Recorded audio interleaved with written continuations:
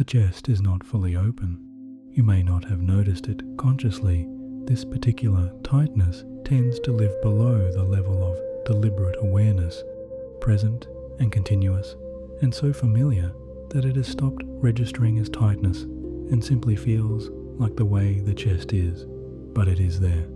That specific, identifiable, entirely real compression that sits behind the sternum and makes the breath feel like it is working against a slight resistance. Not painful, simply there. The way the chest feels when something has been pressing against the inside of it since sometime this morning and has not fully released since. And the breath is not quite reaching where it could reach, not as shallow as it was during the most demanding hours of the day. The body has been given a horizontal surface and a quiet room, and those conditions have allowed the breath to settle a little from its daytime pattern, but still high, still living mostly in the upper chest, still slightly controlled the way the breath tends to be controlled when the body has learned through the long experience of anxiety that keeping the breath short and ready is safer than allowing it to travel all the way down into the belly, where it would need the abdomen to soften and participate, and where the softening of the abdomen would mean giving up the specific held quality of readiness that the anxiety has been maintaining all day. The shoulders are not where they want to be. They are higher than they would be in genuine rest, not dramatically, not in a way that a person watching from the outside would necessarily notice, but higher than the body's own resting position by the specific characteristic degree that anxiety maintains through every waking hour, and that persists into the night through the sheer force of habit. The muscles there have been engaged all day in the specific upward holding that the body produces when it is bracing, and bracing, by now, is simply the way the shoulders have been arranged for so many consecutive hours that the arrangement feels structural rather than chosen. Perhaps the jaw is slightly held, the teeth not pressed dramatically together, but not fully parted either, maintaining the subtle compression of a face that has been managing itself through every interaction of the day. Or perhaps it is the hands not clenched, but not fully open, the fingers carrying a slight curl that is the physical expression of readiness, of a body that has been available for whatever the day was going to require next, and has not yet received the clear signal that the readiness is no longer needed. This is the body that has come to rest tonight. Not a broken body, not a failing body, not a body that is doing something wrong. The body that has arrived here tonight is doing exactly what a body does when it has been living with anxiety through the hours of a full day, maintaining the specific physical holdings that the anxious nervous system produces in the body it is trying to protect. Each of these holdings is the body being faithful. The tight chest is protection. The high breath is readiness. The elevated shoulders are bracing. The held jaw is management. Every physical thing the body is doing right now has logic to it, the specific, coherent, intelligent logic of a nervous system that learned to keep the body prepared for the threats it perceives and has been keeping it prepared continuously through every hour of the day and into this room and into this moment. None of it is the body working against you. All of it is the body working for you in the only way it currently knows how. And tonight, specifically, deliberately, for the body that has arrived exactly as it is, with every holding intact and every tightness present and every shortness of breath exactly as it has been through the day, something is available that the body has not had access to through any of the day's ordinary hours. The slow breath, not as an instruction offered and then left to the person carrying the anxiety to execute alone, not as advice given without understanding of how difficult the slow breath is to produce when the anxiety is the thing preventing it. The sustained, guided, step-by-step, genuinely supported practice of the slow breath, with a voice present through every inhale and every exhale, and every moment when the anxiety pulls the breath back toward the short and the high and the held. That is what tonight is, not a promise that the anxiety will disappear. A practice that will. My name is Jason, and I want to tell you something before we go any further.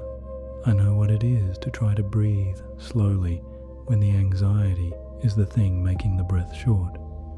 I know the specific frustration of being told to take a deep breath by a therapist, by a wellness app, by someone who genuinely cared but whose understanding of what anxiety does to the breath was theoretical rather than felt, and finding that the advice offered without support and without the sustained presence of something to hold the practice in place was insufficient for the specific physical, body level difficulty of what you were trying to do.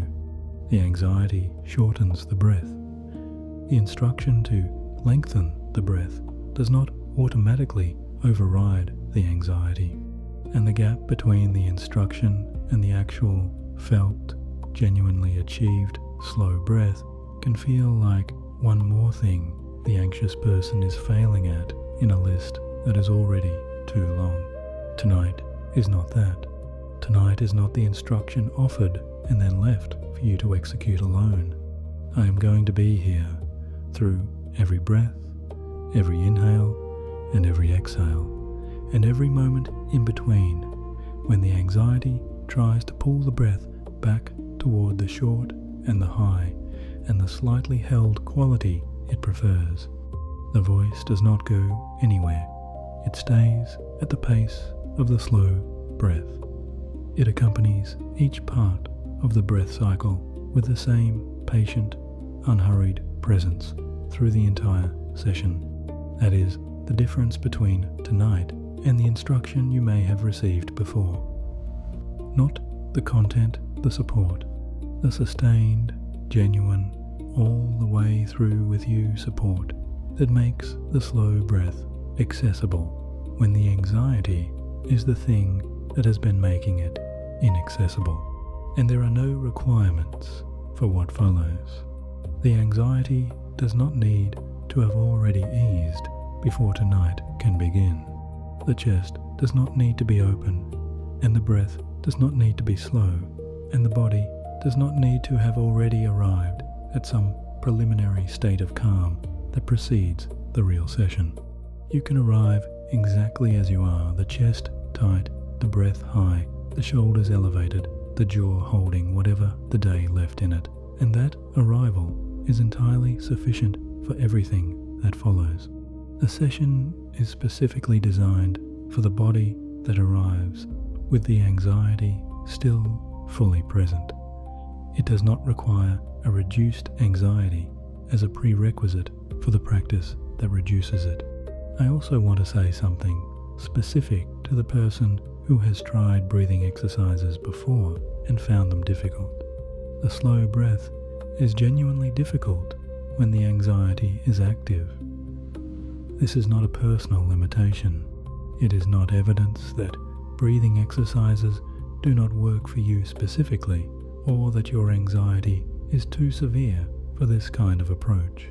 It is the honest physiological consequence of what anxiety does to the body's relationship to the breath. The anxiety keeps the breath short because the short breath serves the alert state, and the alert state does not easily give up its tools when asked to do so by the conscious mind. The slow breath, when it is genuinely achieved, is the most direct physiological intervention available for the anxiety's alert state. But achieving it requires more than the instruction to do it.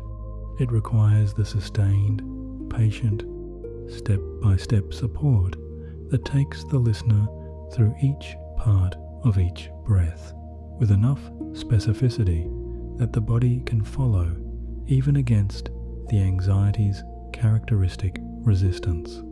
That support is what tonight provides, not advice, not instruction given and left. The actual practice, with the voice present through every moment of it, at the exact pace the slow breath requires, for as long as the practice continues, which is through every section of this session and through every hour of the night that follows. Tonight is also for the person who is skeptical, the person who has been in enough pain for long enough that the promise of relief through breathing carries a degree of wariness, who has been told many things that were going to help and has arrived at tonight still carrying what those things were going to address. That wariness is not an obstacle to tonight. It is intelligent. It is the honest response of someone who has been in genuine difficulty for a real period of time and who has learned through experience to be precise about what actually reaches the difficulty and what merely describes reaching it. What reaches it tonight is not the description, it is the practice, and the practice begins with the body exactly as it is, chest tight, breath high, anxiety present, and works with those conditions rather than requiring them to have already changed. You are in the right place, not approximately the right place, specifically, deliberately, for the body you have brought and the night you are having. Let tonight begin. The anxiety in the body right now is not a mistake. This is the thing that most accounts of anxiety fail to say clearly enough, not because it is complicated or controversial, but because it requires a genuinely different framing of the experience than the one most people who carry anxiety have been offered. A tight chest is not the chest misfiring. The shallow breath is not the body failing at breathing. The elevated shoulders and the held jaw and the specific, continuous, exhausting physical quality of a body that has been braced since morning, none of it is the body doing something wrong. All of it is the body doing something right. Specifically, the body is doing what it was designed to do when it perceives sustained threat. It is mobilizing its resources in service of protection. The chest tightens to protect the organs at the body's core. The breath shortens and rises to make it quickly available for physical action. The shoulders elevate and the jaw clenches, and the hands carry their slight readiness, because the body, which does not distinguish clearly between physical threat and psychological fear, has assessed the situation as requiring the specific physical configuration of a body prepared to act. This response is not a malfunction. It is an extraordinarily well-designed alarm system doing its job with complete commitment and without any particular interest in whether now is a convenient time. The alarm system was built for a world in which the threats were physical and immediate and required the body's fastest and most complete response. It was built to be faster than thought, to mobilize the body before the conscious mind has finished assessing whether the mobilization is warranted. It was built to err on the side of activation because the cost of a missed threat was always higher than the cost of an unnecessary alarm. In that world, this alarm system kept people alive. The difficulty, and this is the specific, honest, physiological difficulty of anxiety in the modern context, is that the alarm system cannot clearly distinguish between a physical threat in the immediate environment and a thought about something that might go wrong in the proud future. It responds to both with the same urgency. It produces the same physical mobilization for a worry about tomorrow's meeting that it would produce for a predator in the immediate environment. And it does not know that the meeting is not happening right now and that the body does not need to be configured for immediate physical response in order to navigate it when it arrives. The body has been running this alarm for you today, through every worry and every managed moment and every point in the day when something felt threatening, whether the threat was immediate or imagined or somewhere in the complicated territory between those two. The alarm sounded and the body mobilized, tightened, shortened the breath, elevated the shoulders, prepared, and through the cumulative effect of a day's worth of alarms, the body has arrived at tonight in the specific, physically real, entirely honest state that the sustained alarm produces tight and high breathing and braced and genuinely physiologically exhausted in the specific way that a body exhausts itself when the alarm system has been running without adequate breaks. This is what arrived in this room tonight, not a body that has failed to manage the anxiety adequately, a body that has been faithfully, continuously, and exhaustingly responding to the alarm it has been receiving, doing exactly what it was designed to do at the cost that doing it continuously always produces. And here is what matters for tonight. The alarm system that produced every physical holding the body is carrying right now responds to a specific, direct physiological signal, not to reasoning. The alarm does not stand down because the mind has concluded that the threat is not imminent. Not to willpower. The alarm does not step back because the person carrying it has decided to stop being anxious. To evidence, specific physiological body language evidence that the threat has passed and the mobilization is no longer required. That evidence is delivered through the breath, specifically through the slow, complete exhale, the vagus nerve's direct communication to the brainstem that the body is not bracing, the breath is not being rationed against urgency. The alarm can step back. This is not a metaphor. This is the specific physiological mechanism through which the slow breath reaches the anxiety in the body in a way that thinking about the anxiety does not. Tonight is the delivery of that evidence, breath by breath, section by section, the alarm receiving, cumulatively, more evidence than it has received in any ordinary hour of the anxious day, and the body, which has always been willing to respond to genuine evidence, is going to respond. So here is what tonight specifically is. Not a meditation that asks the anxiety to step aside while the relaxation happens. Not a visualization that places the mind somewhere pleasant while the body remains in its anxious configuration. Not an instruction to breathe slowly followed by silence, in which the person carrying the anxiety is left to manage the gap between the instruction and the actual capacity to follow it. Something more specific than any of those things, and something that addresses the anxiety where it actually lives, which is in the body, in the specific physiological state of a nervous system that has been running its alarm without adequate relief. Tonight is the sustained, guided practice of the slow breath, not once, not twice. Through every section of the body, scan that will move through each area of the body where the anxiety has been holding, and breathe into each area specifically. Through the deepening practice sections where the rhythm of the slow breath is established and experienced and felt in the body as the genuine physiological relief that the title promised.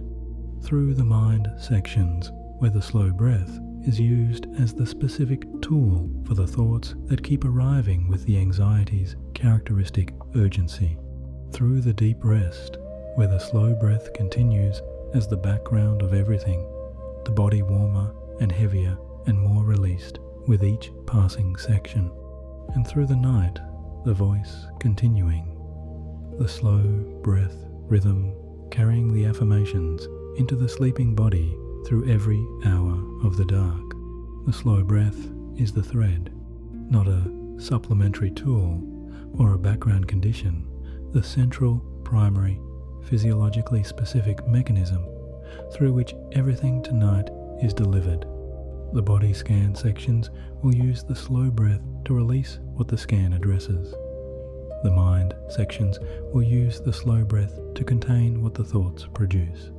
The deep rest section will be the experienced accumulation of what the slow breath has been building. The affirmations loop will ride the slow breath rhythm into the sleeping mind. Everything tonight breathes. Now, why the slow breath specifically? Why not the visualizations, or the progressive muscle relaxation, or the thought-challenging techniques, or any of the other approaches that have been developed for anxiety? Not because those approaches are without value.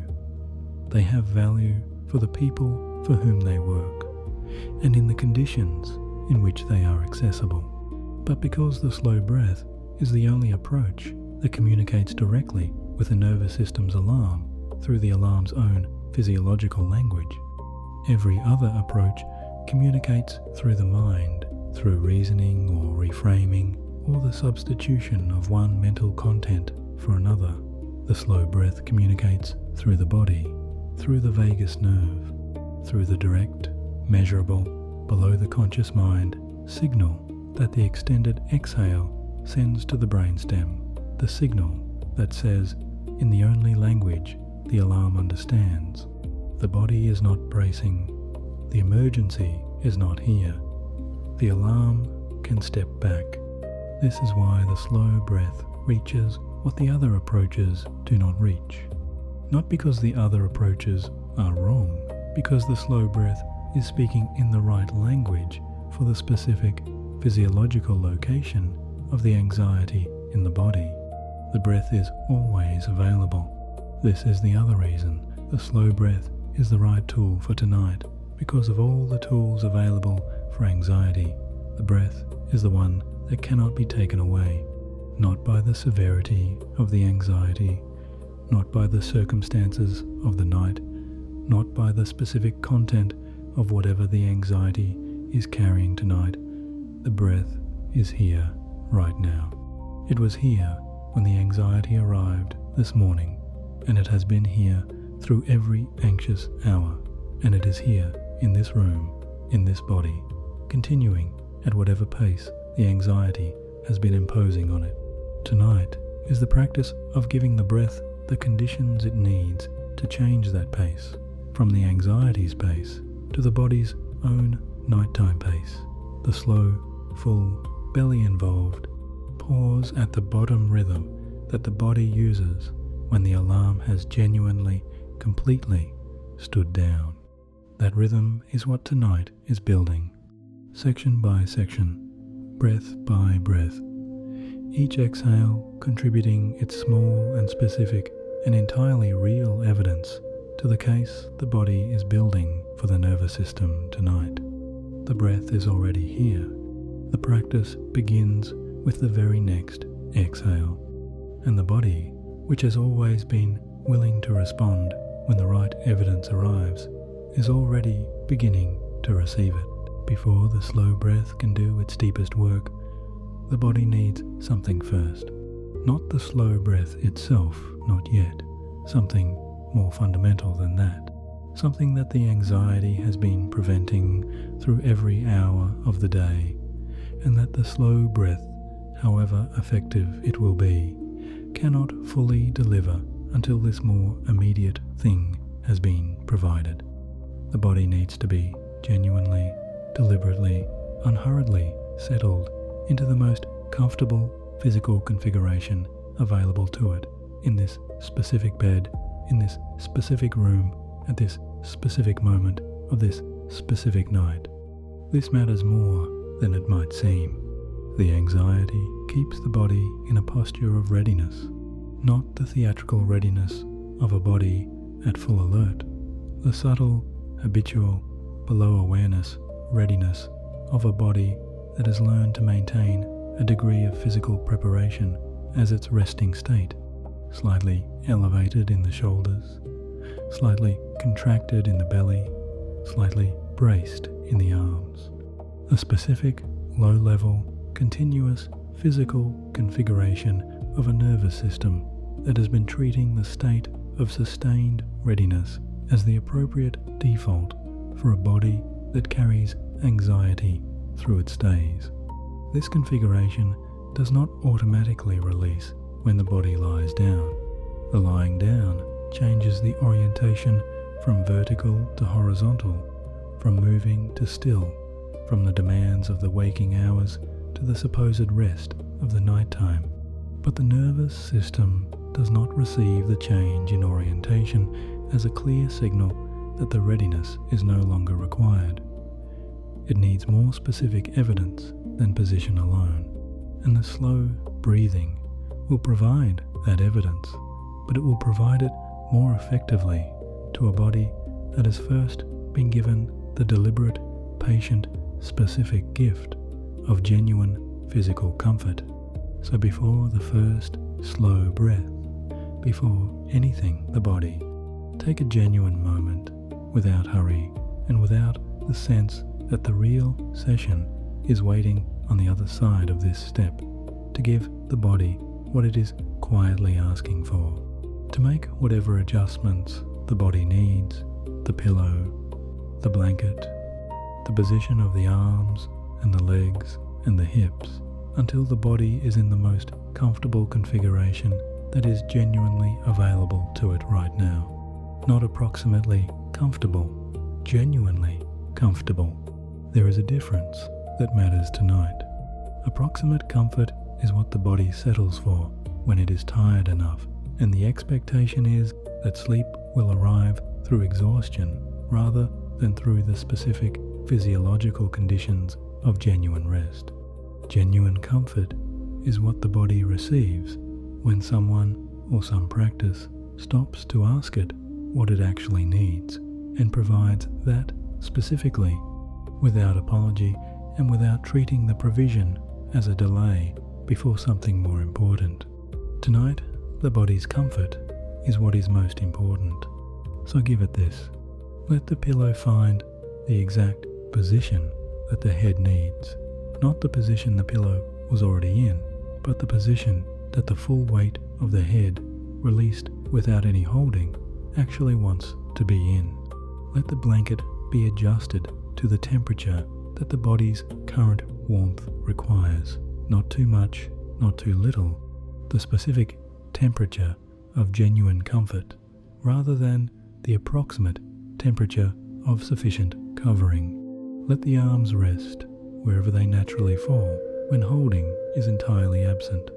This is worth specific attention because the anxious body tends to hold its arms in a degree of readiness, even in the supposed rest of lying down, the elbows slightly bent, the hands slightly curled, the arms positioned as though prepared for the next required use rather than genuinely surrendered to the surface beneath them. Let them fall now, completely. Let the arms rest at whatever angle and in whatever position they occupy when nothing is being asked of them and nothing is being prepared for. The hands opening as a consequence of the arms genuinely releasing, not as a deliberate technique, but as the honest physical expression of arms that are no longer in service of anything. Let the hips settle, the lower back find its ease, the legs fall into the position they want when the body has been given full permission to arrange itself entirely for its own rest, rather than for any external requirement. Now feel the surface beneath the whole body, the mattress or the cushion or whatever surface is holding you right now. Feel it holding the full weight of every part of the body that has settled into it, not conditionally, not requiring anything from the body in return for the holding, simply present beneath every part of the body, receiving the weight without condition, as it has been present through every night. Let the body give its weight to it completely, not the weight the body is willing to give, while maintaining a subtle reserve of readiness. The complete weight, the honest, full, unrationed weight of a body that has genuinely stopped holding itself in preparation for whatever might come next. Something will have already begun to change. Perhaps in the shoulders, a fraction of the day's elevation given up by the simple act of being given the specific permission to let it go. Perhaps in the jaw, a slight loosening, the teeth parting fractionally.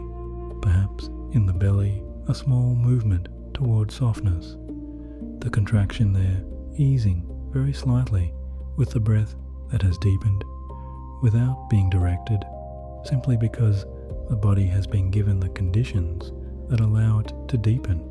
The slow breath practice begins here, not with the instruction to breathe slowly with the provision of the conditions that make the slow breath possible, and those conditions are already here. The first slow breath begins now, not with an instruction to take a deep breath. That instruction, familiar and well-intentioned, tends to produce a performance of deep breathing rather than the actual experience of it. The chest lifts deliberately. The breath is pulled in through effort rather than allowed in through permission.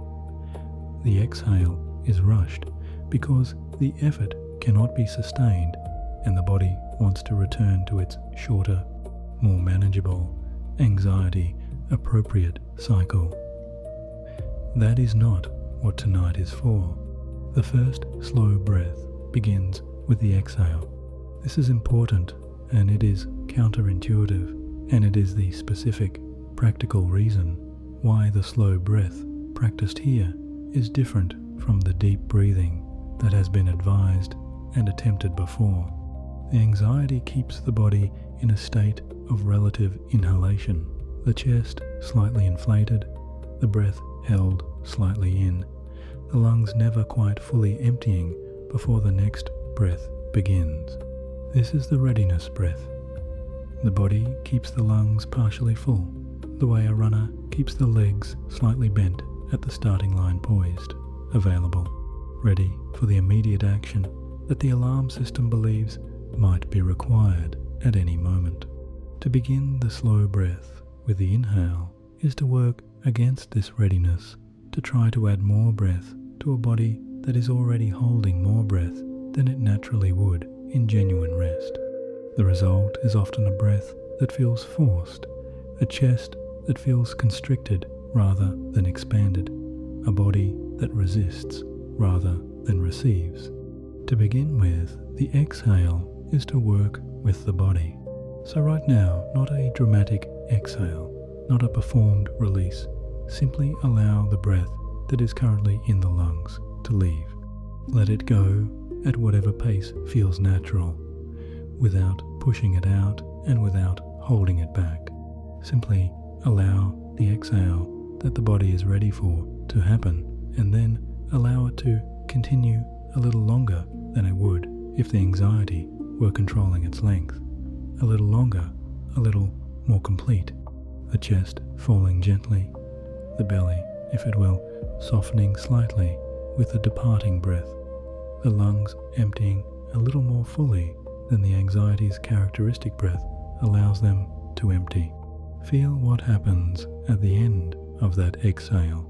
Before the next breath begins, there is a moment, brief and natural, and belonging entirely to the body's own timing. The lungs at their most empty, the diaphragm at its highest point, the body in the specific, brief, entirely available stillness that exists between one breath going out and the next breath coming in.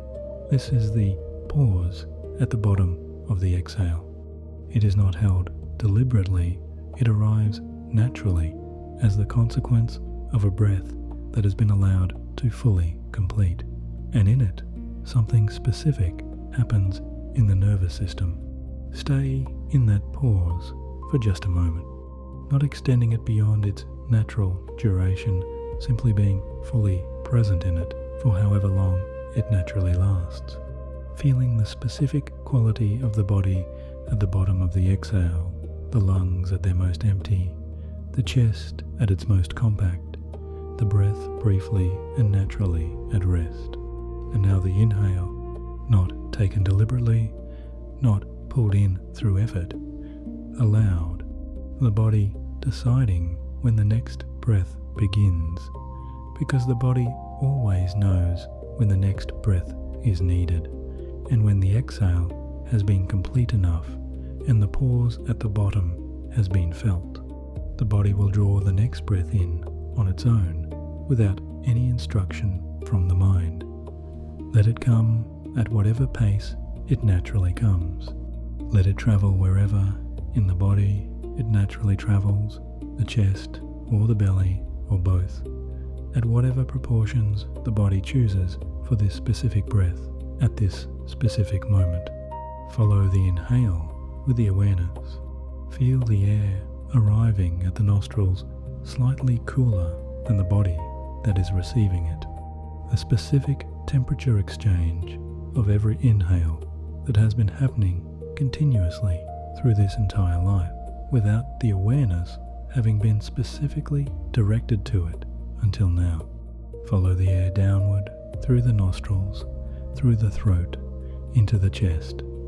Notice, with genuine curiosity rather than any expectation of what will be found, how far the breath has travelled, whether it has reached the belly or stayed in the chest, whether it has expanded the lower ribs or only the upper ones. And now, the second exhale, longer than the inhale. This is the specific, critical, physiologically important instruction of the entire session, and it is the one instruction that tonight is going to support through every section. The exhale must be longer than the inhale, not dramatically longer, measurably longer. The breath going out for more counts, more seconds, more of the natural rhythm of the breath cycle than the breath coming in. This is the specific element of the slow breath that activates the vagus nerve most directly, not the depth of the inhale, not the slowness of the breath cycle overall, but the specific ratio of exhale to inhale, the extended out breath that is the body's most direct signal to the nervous system that the alert state is not currently required. Feel that second exhale now, longer, more complete, the chest falling a little further than it fell with the first exhale, the pause at the bottom arriving again, natural, brief, available. Something has changed in the body, something small, something specific, something real. The first slow breath has been taken. Something just happened in the body that deserves to be named. Not because naming it is required for the experience to be real. The experience is real whether or not it is named, and the body has already registered what the first slow breath produced without any explanation from the mind. But because understanding what happened gives the practice a quality of trust that makes it more fully receivable, and trust for the person carrying anxiety is not a luxury. It is the specific thing that allows the anxiety's resistance to the slow breath to be overcome rather than simply overridden. So here is what happened. When the exhale extended past its usual length, when the breath went out a little further and a little longer than the anxiety's characteristic breath allows, a signal traveled along a nerve, specifically along the vagus nerve, the longest nerve in the body, running from the brainstem through the neck and the chest and the diaphragm into the abdomen, connecting to the heart and the lungs and every organ. The nervous system needs to shift from its alert state to its recovery state. The signal was specific and unmistakable. It said, in the physiological language, that the brainstem was designed to receive, that the body is not bracing, that the breath is not being rationed against an incoming demand, that the lungs are emptying more completely than they empty when the body is held in the alert state's characteristic partial inflation, that the readiness that the anxiety has been maintaining through the body's breath is not currently expressed in this particular exhale. The brainstem received this signal and responded. Not dramatically, the nervous system does not make dramatic shifts from a single breath, but specifically and measurably, the brainstem responded with a small, real, physiologically grounded change. The heart rate reduced by a measurable amount.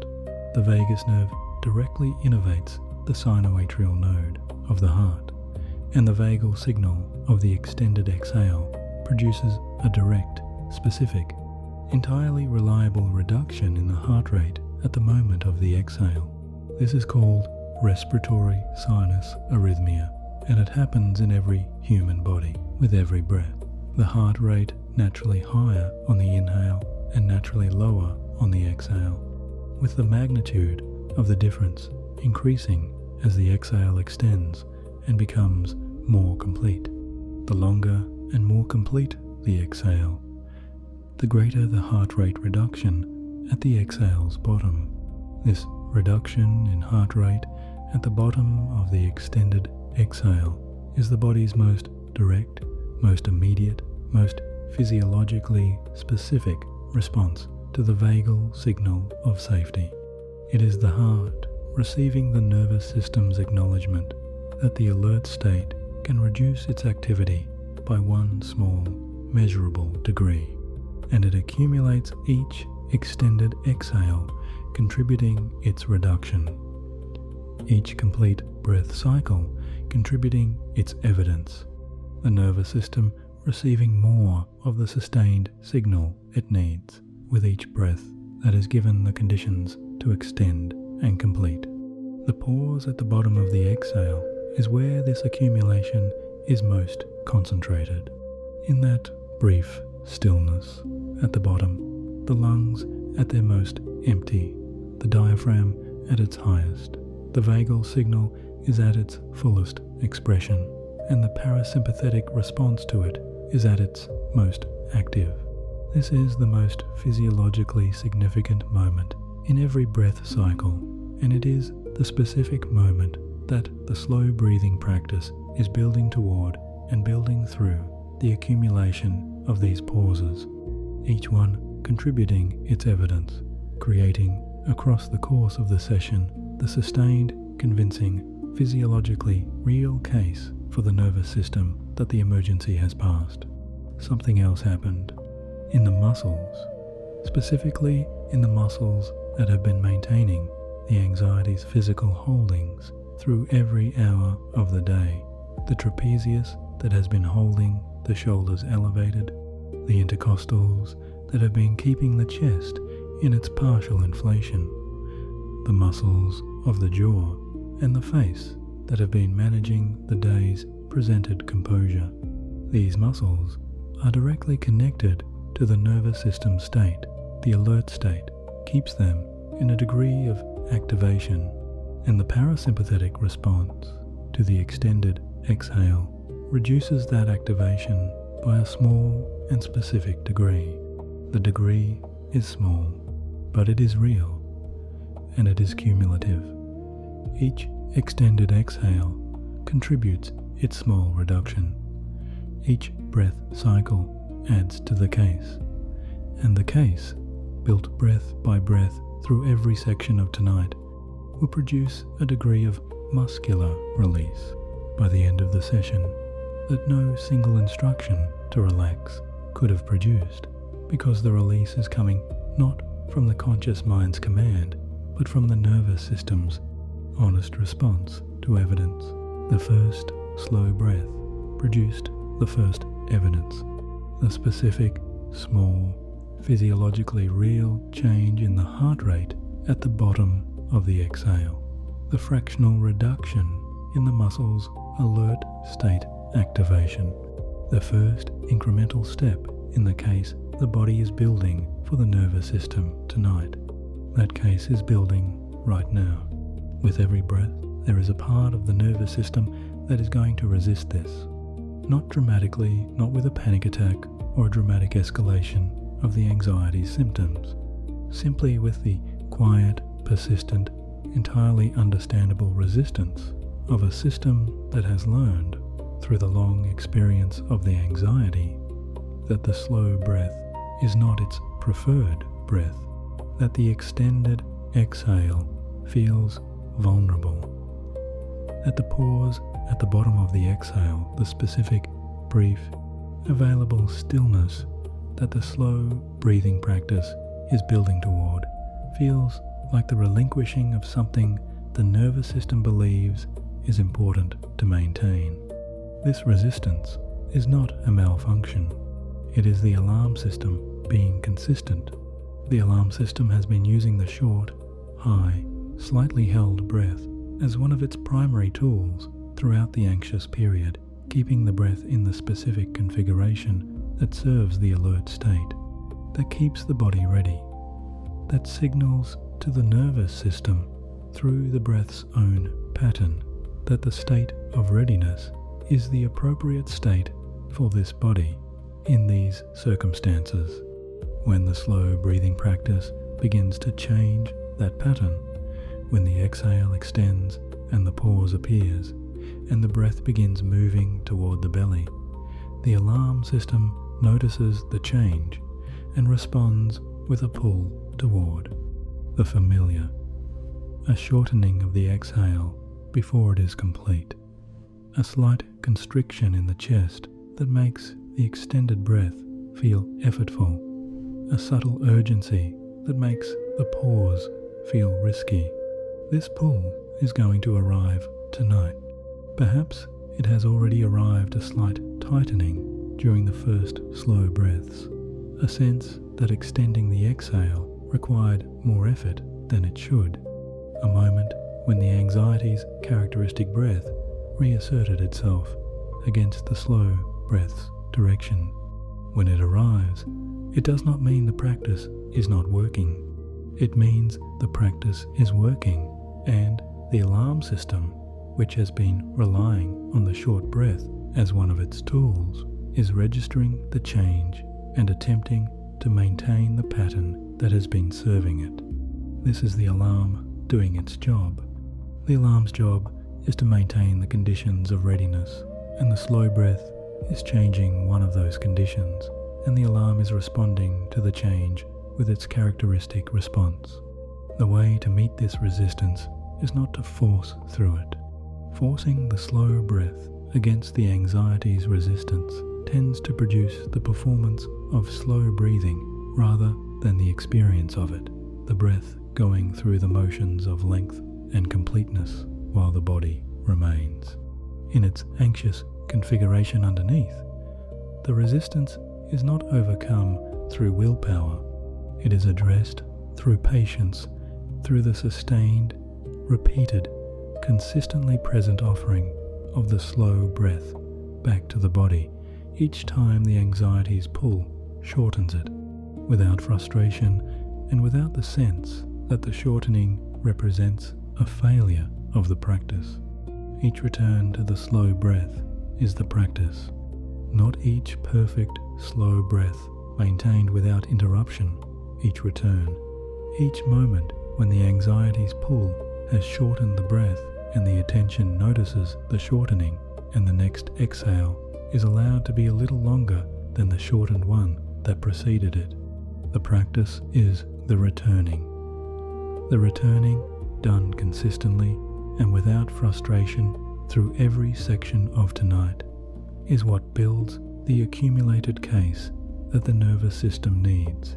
So tonight, when the exhale shortens, and it will simply notice it, and with the next exhale, allow it to be a little longer, not perfectly long, not dramatically long, a little longer than the anxiety has just made it. That small degree of returning is the entire practice. Done enough times, with enough patience and enough sustained presence, it accumulates into the physiological shift that tonight is building toward. The voice will be here for every returning, through every section where the anxiety's pull shortens the breath and the practice invites it back.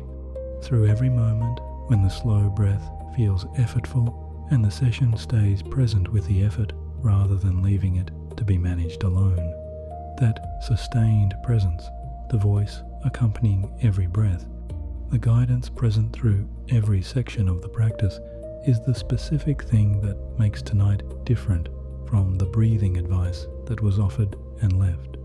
The resistance will ease, not through force, through the accumulated evidence of breath after breath after breath, each one contributing its small and specific signal to the nervous system, the case building toward the point at which the alarm has received enough sustained evidence of safety that the short breath's work is no longer needed. That point is coming. Each breath is a step toward it. Begin at the very bottom of yourself, the feet. Bring the slow breath there now, not just the awareness, the breath itself. With the next inhale, imagine the breath traveling all the way down through the body to the soles of the feet. Not because this is anatomically precise, the breath does not literally travel to the feet, but because the awareness that follows the breath downward brings something specific to whatever area it reaches. The attention arrives with warmth. The muscles that the attention finds tend to release a degree of their holding simply because they have been noticed, acknowledged, for the first time, perhaps since this morning, as present and real and worth the awareness time. The feet have been forgotten today. This is almost always true for a person carrying anxiety through a full day. The anxiety tends to pull the awareness upward and inward toward the chest and the throat and the mind, where the anxiety's most prominent symptoms live, away from the lower body where the awareness is furthest from the anxiety's center.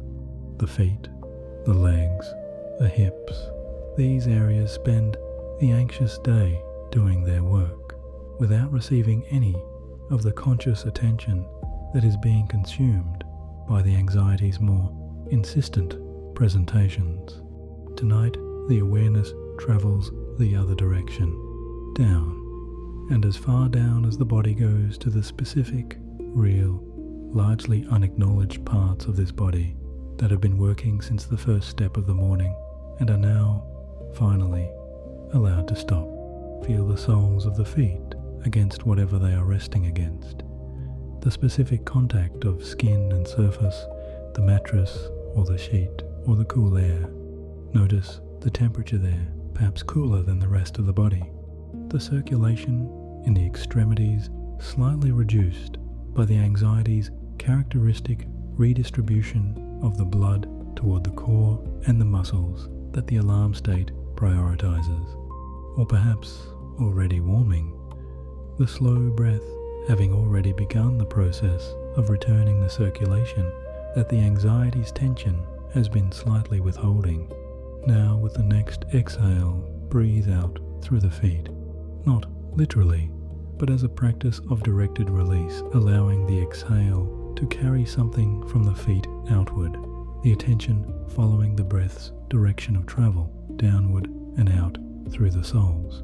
This is the body scan version of the slow breath practice. The inhale bringing the awareness and the warmth, the exhale carrying something away, not a dramatic releasing, the specific, gentle, breath-paced releasing of a degree of holding that the feet have been maintaining without the awareness knowing it was there. The toes first, each one the small joints there, the specific muscles that have been subtly engaged through every anxious hour of the day in the characteristic bracing of the body's extremities under sustained stress. Let each slow exhale carry a degree of that engagement away, not all at once, one breath at a time. The toes uncurling very slightly with each exhale, the small tensions there softening by degrees rather than by dramatic instruction. The arches of the feet now, the heels, Each slow exhale directed here, the breath as the tool, the exhale as the carrier of whatever the body is willing to release from this area with each passing breath, the heels sinking a little more heavily into the surface beneath them with each exhale, the arches softening, the specific, accumulated tension of a day of bearing the body's weight, releasing in the small breath-paced increments that the slow breath makes possible. Move the awareness upward through the ankles, the slow breath following each inhale, bringing the awareness to the ankles, each exhale inviting a degree of the holding there to release. The calves now, those muscles that have been working through every standing and moving moment of the day, and working in the subtler, less acknowledged way that the anxiety produces in every muscle it occupies. The slow exhale directed there, carrying something away. The muscles receiving the breath's arrival as the warmth that follows the exhale's signal of safety, traveling through the vagus nerve and finding expression in the peripheral tissues, through the knees, through the thighs. Each slow exhale a tool, each inhale a preparation, each cycle of the slow breath carrying the practice a small degree further through the body, not racing through the body, scan to complete it, moving through it at the pace the slow breath requires, which is the pace of patience rather than efficiency. The feet and legs are heavy now, not the heaviness of depletion, the specific, unmistakable, relief-filled heaviness of tissue that has been given the slow breath's evidence of safety and has responded by releasing the holding it was maintaining in the alarm service. The slow breath has reached the bottom of the body. It will continue upward from here. Rest the slow breath in the hips now. This area deserves more time than the body scan typically gives it, and tonight, specifically for the body carrying anxiety, it deserves the extended patience of a practice that is willing to stay with the deepest holdings rather than passing through them at the pace of instruction rather than release. The hips hold more of the anxiety's physical record than any other single region of the body, and they hold it in the specific, deep tissue below awareness way that requires the sustained, breath-by-breath attention of the slow breath rather than the single, conscious instruction to relax. The anxiety lives in the hips in a specific way. The hip flexors, the muscles at the front of the hips that engage when the body prepares to stand, to move, to run, to respond to the physical demands of the threat that the alarm system believes is present, have been in a degree of activation throughout every anxious hour. Not dramatically, the specific, subtle, continuous, partial engagement of muscles that are held at a degree of readiness slightly above their genuine resting state, maintained there by the nervous system's characteristic response to sustained threat perception. This is the posture of anxiety in the hips, the slight forward readiness, the barely perceptible preparation for movement, the orientation of a body that has been available and prepared and positioned for response through every waking hour, a posture so consistent and so habitual that it has stopped feeling like posture and simply feels like the way the body hips are. Direct the slow breath here now. With the next inhale, allow the breath to travel into the hip flexors. Not anatomically, the breath does not reach the hip flexors in any literal sense, but the awareness that follows the breath's directed movement creates something real in the area it visits.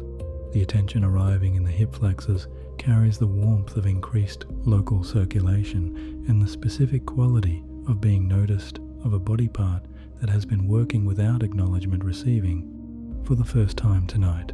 the awareness it deserves, and with the exhale slowly, completely, extending past the anxiety's preferred length, allow the hip flexors to release 1 degree of their holding.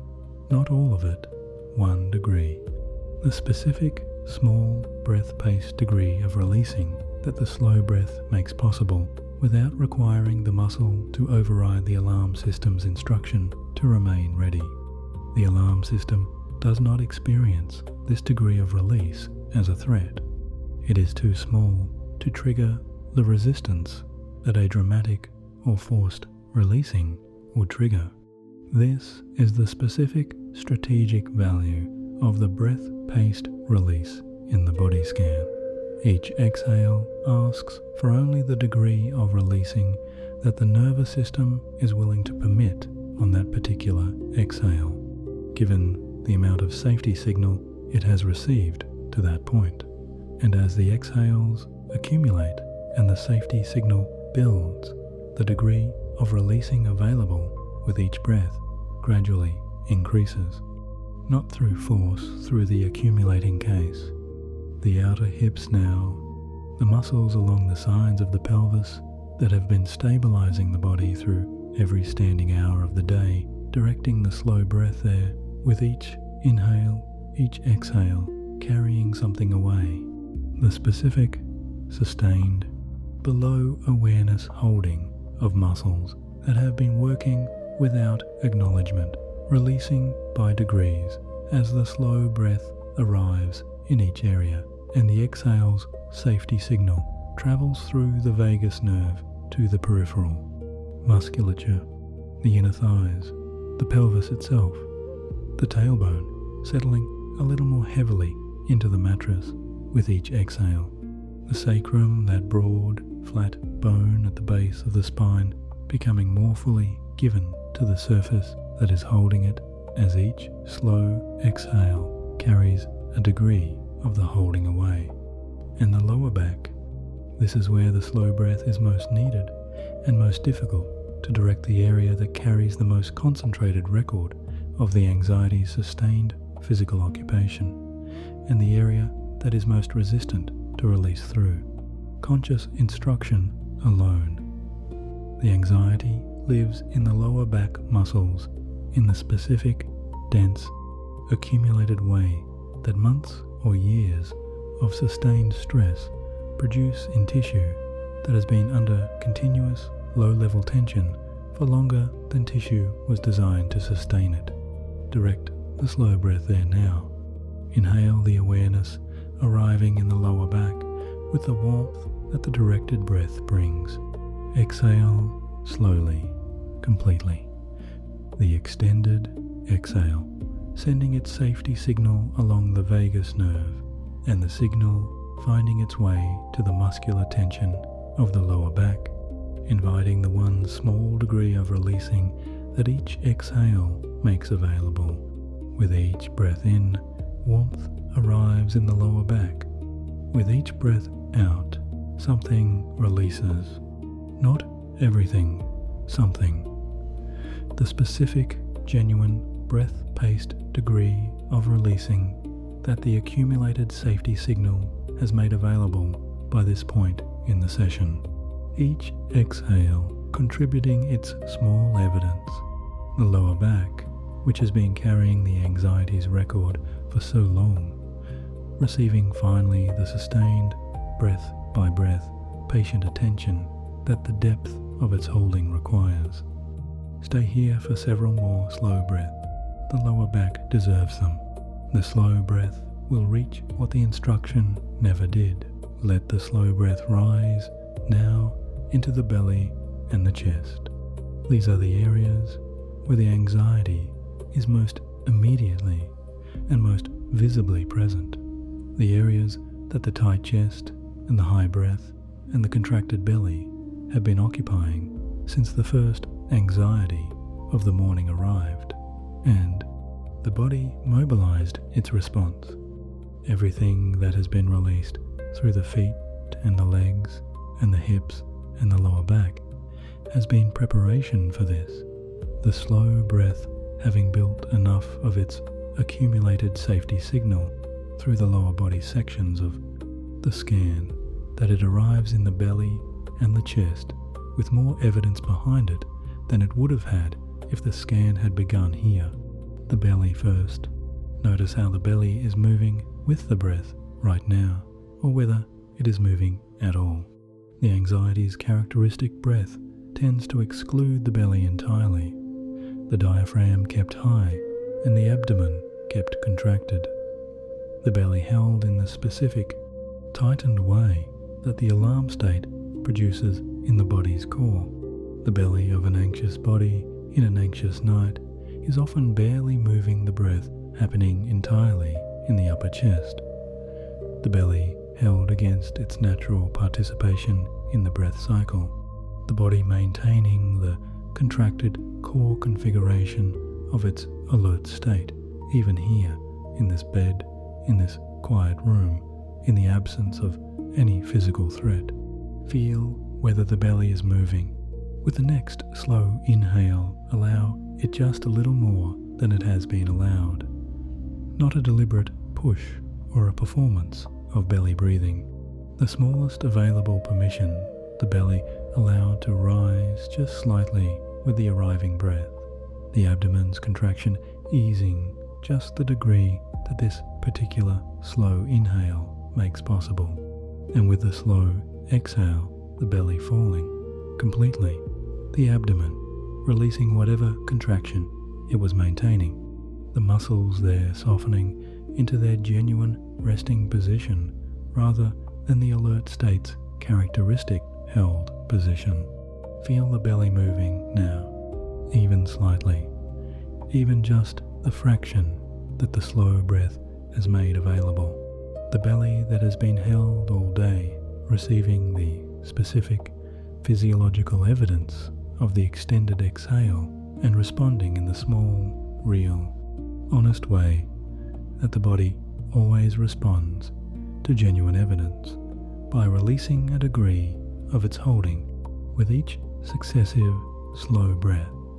The belly moves a little more freely, not because the instruction to breathe into the belly has been followed more completely, because the slow breath's accumulated safety signal has been building through every section of the body scan, and the nervous system has been receiving that signal with each exhale, and the belly's holding has been receiving permission to ease by the degree that the accumulated signal permits.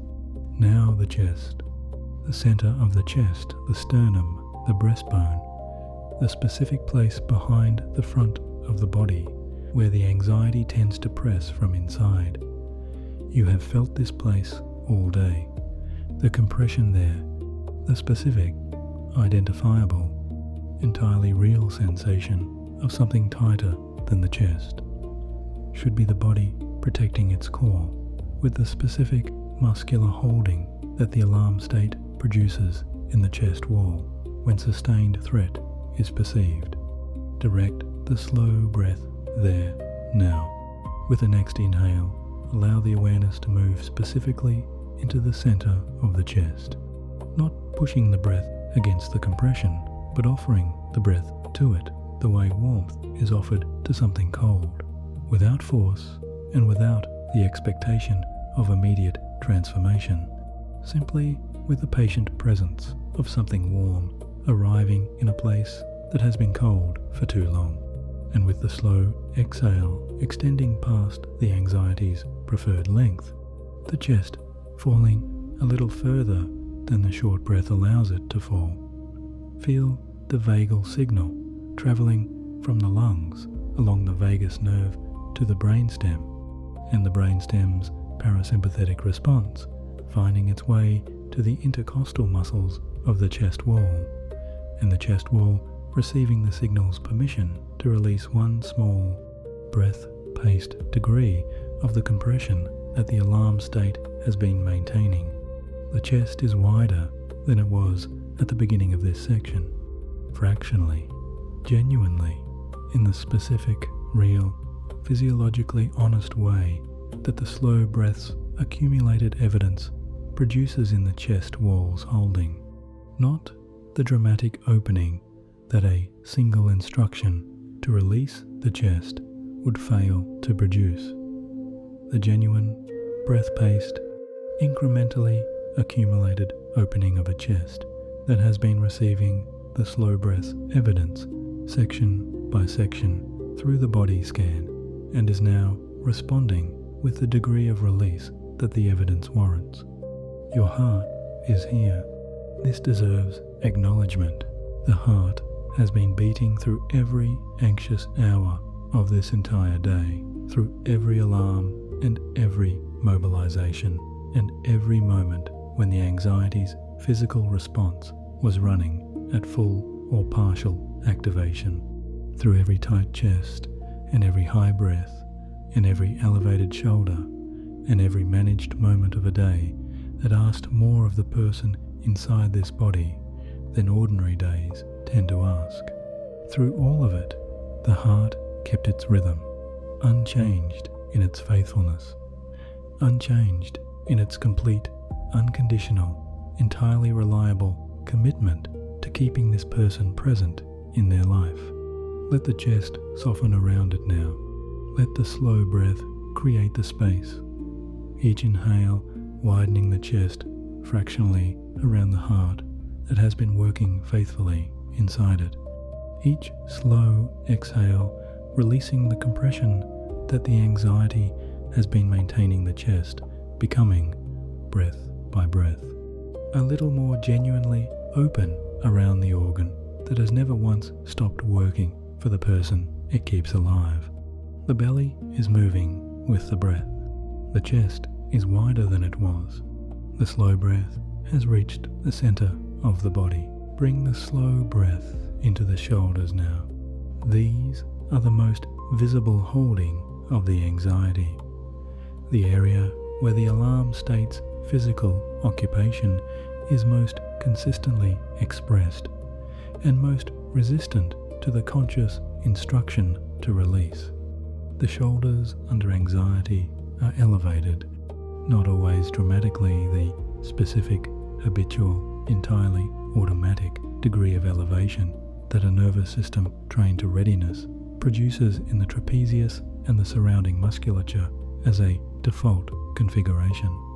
The shoulders that have been carried toward the ears since somewhere in the early hours of the morning, maintained there through every demanding hour of the day by the alarm system's continuous instruction that readiness requires this specific posture, and they have not fully released during the body scan sections that have preceded this one. This is expected. The shoulders tend to be among the last areas to release because they are among the most directly controlled by the nervous system's alert state. The muscles there are highly innervated, closely responsive to the alarm's instructions, and highly practiced in their elevation through every day of the anxious period. They need more than the permission to release. They need enough accumulated safety signal that the nervous system's instruction changes from maintain readiness to release readiness. The slow breath has been building that signal through every section of the scan. By the time it arrives in the shoulders, it carries more evidence than it carried at the beginning. Feel where the shoulders actually are right now, not where they were at the beginning of the body scan, where they are now. Perhaps they have fallen a degree from where they began. Perhaps the accumulated safety signal of the preceding sections has allowed the slightest easing. Or perhaps they have returned to their elevated position without the awareness having followed them back. Either is completely expected. The shoulders return to their elevation without choice. The alarm system maintains them there automatically. The slow breath is the practice that changes the instruction, not the observation that notices the elevation. Direct the slow breath into the tops of the shoulders now. With the next inhale, the awareness arriving in the trapezius muscles at the tops of the shoulders, the warmth of the directed breath reaching there. And with a slow exhale, specifically, deliberately, extended past its comfortable length, allowing the shoulders to release by the degree that this exhale makes available. Not a deliberate lowering, a breath produced releasing, the specific distinction that makes the difference tonight. The shoulders falling not because they were told to, but because the slow exhale's safety signal has reduced the alarm system's instruction to maintain the elevation by one small, breath-paced, entirely genuine degree. With each slow exhale, the shoulders fall a little more, not dramatically, cumulatively. The accumulation of evidence building across every exhale directed at the shoulders, each one contributing its reduction of the alarm's elevation instruction, the shoulders descending by the specific breath-paced degree that the cumulative safety signal permits. The neck now, the muscles along the sides of the neck that have been tight since somewhere in the first difficult hour of the day, directing the slow breath here with each inhale, each exhale carrying the vagal signal to the cervical musculature, inviting the 1 degree of releasing that each exhale makes available, the base of the skull, that specific, dense, frequently overlooked area where the neck meets the head and where so much of the anxiety's physical record accumulates silently across the anxious hours. The slow breath arriving there with the warmth of directed awareness.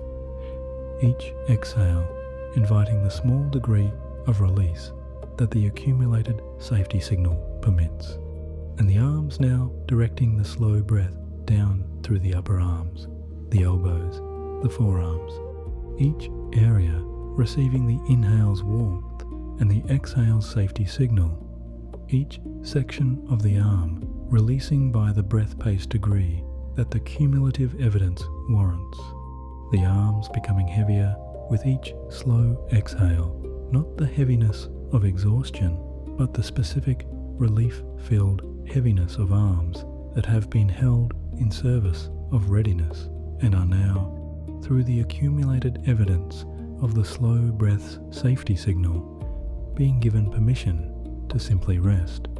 The hands. Bring the slow breath to the hands, now the last extremity, the specific, subtle, frequently overlooked area where the anxiety's readiness tends to express itself in the barely perceptible curl of fingers that are prepared for whatever the next moment requires.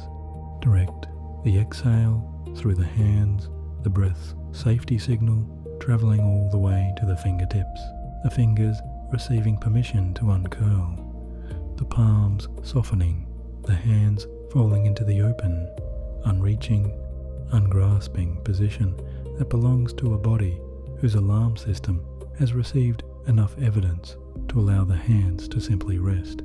The shoulders are lower than they were. The neck is longer and softer. The arms are heavy in the specific way that relief produces heaviness, the heaviness of something set down rather than something pressed against. The hands are open or more open than they were, the slow breath having reached them through every area the scan has addressed, the safety signal having built from the first exhale of the session to this specific moment where the hands are receiving their portion of the accumulated evidence. The slow breath has reached all the way from the feet to the hands. Every area that the anxiety has been occupying through every hour of the day has been visited by the slow breath. Each has released by the degree that the accumulated evidence permits, and the evidence is still building with every exhale, with every section remaining in tonight's practice. The slow breath arrives at the face now, the last area of the body scan, and in some ways the most significant, because the face is where the anxiety's emotional management leaves its most precise and most specific physical record. not the large muscle postural record that the shoulders carry, or the deep tissue record that the lower back holds, the fine muscular, expression-specific, continuous record of a face that has been navigating the gap between the internal experience of anxiety and the external presentation of capability through every public moment of the day. The face has been working all day in service of the gap between what was being felt and what was being shown, the gap between the anxiety running underneath every conversation and the composed, functional, publicly presentable face that the day's interactions required. Every interaction of the day has required the face to present something: engagement, competence, calm, interest, composure, and the face has delivered it faithfully through every hour, at the specific cost that maintaining the gap between the internal and the external always produces in the fine muscles of the face. Direct the slow breath to the forehead now.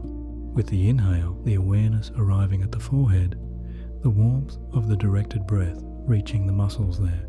The forehead holds the anxiety's concentration in the specific, consistent quality of slight inward pressure that gathers between the brows during every demanding or anxious hour. You may feel it now that the attention has arrived, not pain, the specific, identifiable sensation of muscles that have been engaged in a slight furrowing that has been present so consistently through the anxious period that it has stopped registering as tension and simply feels like the way the forehead is.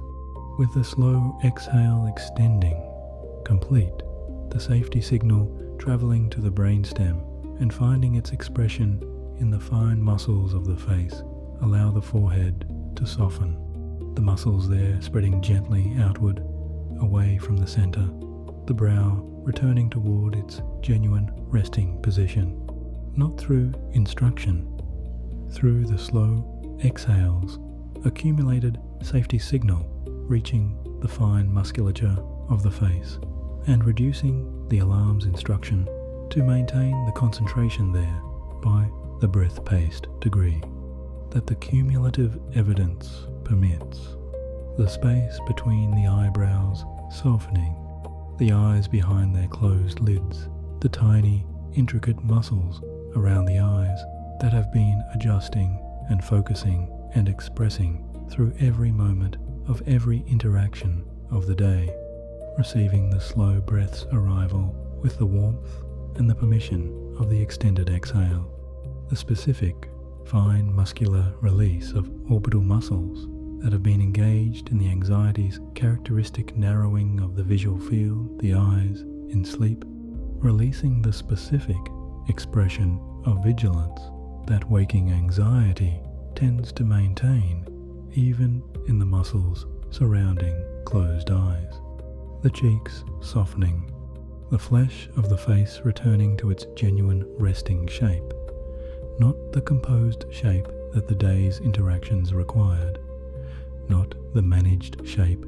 that the gap between the internal and external produced, but the private, unwitnessed, unrequired shape of a face that is no longer presenting anything to anyone. This shape is softer and simpler and truer than any of the shapes the face has worn today. It is the face as it actually is, when nothing is being asked of it, and the slow breath is the specific practice that creates the conditions for this genuine shape to return. The jaw now. Bring the slow breath specifically here. The jaw carries the most concentrated physical record of the anxiety's managed moments. The specific muscular holding of a face that has been controlling the expression of the anxiety's physical urgency through every interaction that required that control. Direct the exhale specifically to the jaw muscles, the masseter, the temporalis, the small muscles of the cheeks that participate in the jaw's characteristic anxious clenching. and with a slow exhale extended, complete feel the jaw releasing by the degree that the accumulated safety signal permits. The teeth parting very slightly, the jaw hanging gently. The cascade that follows, the jaws releasing a wave of softening that travels down through the neck and into the shoulders, the chain of connected tension following the jaw's release downward through every area the body scan has already addressed. Feel that cascade now. The jaw opening, the wave moving downward, the slow breath's safety signal reaching through the fine muscles of the face and producing the specific cascade completing, releasing that the jaw's position has been preventing since somewhere in the anxious morning. Now take in the whole body at once, from the soles of the feet, warm and heavy, and given to the surface beneath them. Through every area, the slow breath has visited the legs, the hips and lower back, the belly moving with the breath, the chest wider around a faithful heart, the shoulders lower than the anxiety had them, the arms heavy, the hands open, the face smooth and private, and released from every performance the day required. Every area of this body has been met by the slow breath tonight. Every area has received the evidence. Every area has released by the degree the evidence permits. The body scan is complete. The slow breath continues, and everything it has built is the foundation for what follows. The slow breath arrives at the face now, the last area of the body scan, and in some ways the most significant, because the face is where the anxiety's emotional management leaves its most precise and most specific physical record, not the large muscle postural record that the shoulders carry, or the deep tissue record that the lower back holds, the fine, muscular, expression-specific, continuous record of a face that has been navigating the gap between the internal experience of anxiety and the external presentation of capability through every public moment of the day. The face has been working all day in service of the gap between what was being felt and what was being shown, the gap between the anxiety running underneath every conversation and the composed, functional, publicly presentable face that the day's interactions required. Every interaction of the day has required the face to present something: engagement, competence, calm, interest, composure, and the face has delivered it faithfully through every hour, at the specific cost that maintaining the gap between the internal and the external always produces in the fine muscles of the face. Direct the slow breath to the forehead now. With the inhale, the awareness arriving at the forehead, the warmth of the directed breath reaching the muscles there. The forehead holds the anxiety's concentration in the specific, consistent quality of slight inward pressure that gathers between the brows during every demanding or anxious hour. You may feel it now that the attention has arrived, not pain.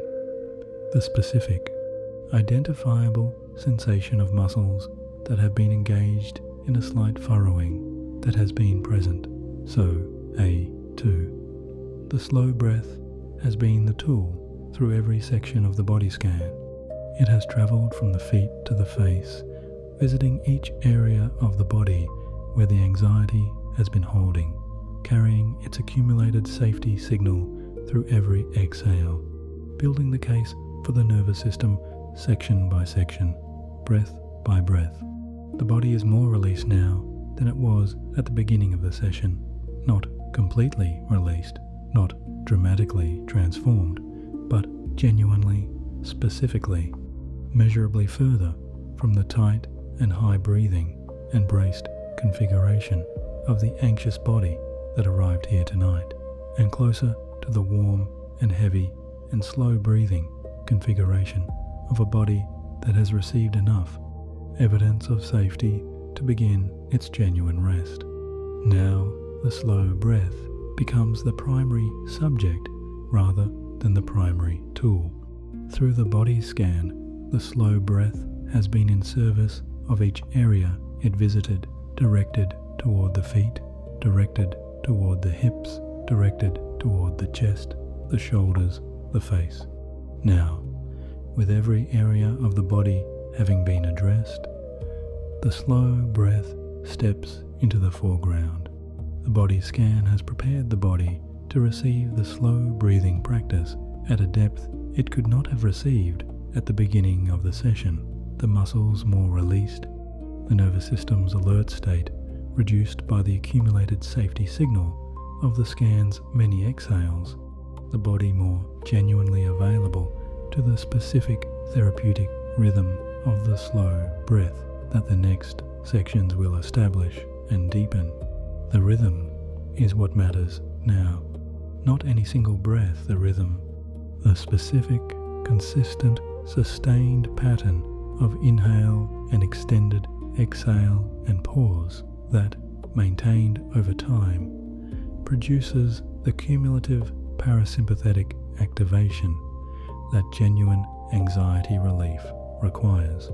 A single slow breath produces a small and real and specific physiological change. 10 slow breaths produce 10 times that change. 100 slow breaths, maintained at the pace tonight is establishing, produce the kind of sustained, body-wide, deeply felt shift in the nervous system state that the body has been waiting for through every anxious hour of the anxious period. Tonight is building that rhythm now. The rhythm begins with the ratio. The exhale must be longer than the inhale. This is the single most physiologically important element of the slow breathing practice, and it is the element that the anxiety most consistently disrupts.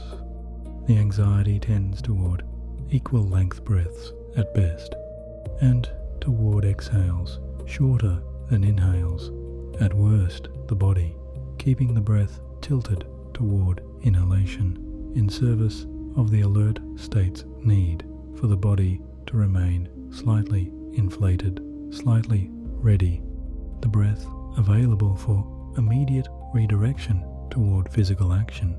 Tonight the ratio is reversed. The inhale will be allowed to be whatever length feels natural, not rushed, not extended artificially, simply the length that the body's current state produces when the breath is given permission to be at its own pace rather than the anxiety's pace. For most people, at this point in the session, after the body scan's accumulation of slow exhales and the gradual releasing of the lower body and the chest and the face, the natural inhale will be somewhere between 3 and 5 counts. The exhale will be longer, not dramatically, not the theatrical long exhale of a performance of deep breathing, the specific, sustainable, physiologically therapeutic degree of longer that the slow breathing practice requires. If the inhale is 4 counts, the exhale is 6 or 7 or 8, whatever length allows the exhale to be genuinely complete before the next inhale begins, without the extension requiring so much effort that the effort itself produces tension rather than release. Find that length now with the next exhale, not the prescribed length, the right length for this specific body at this specific point in the session.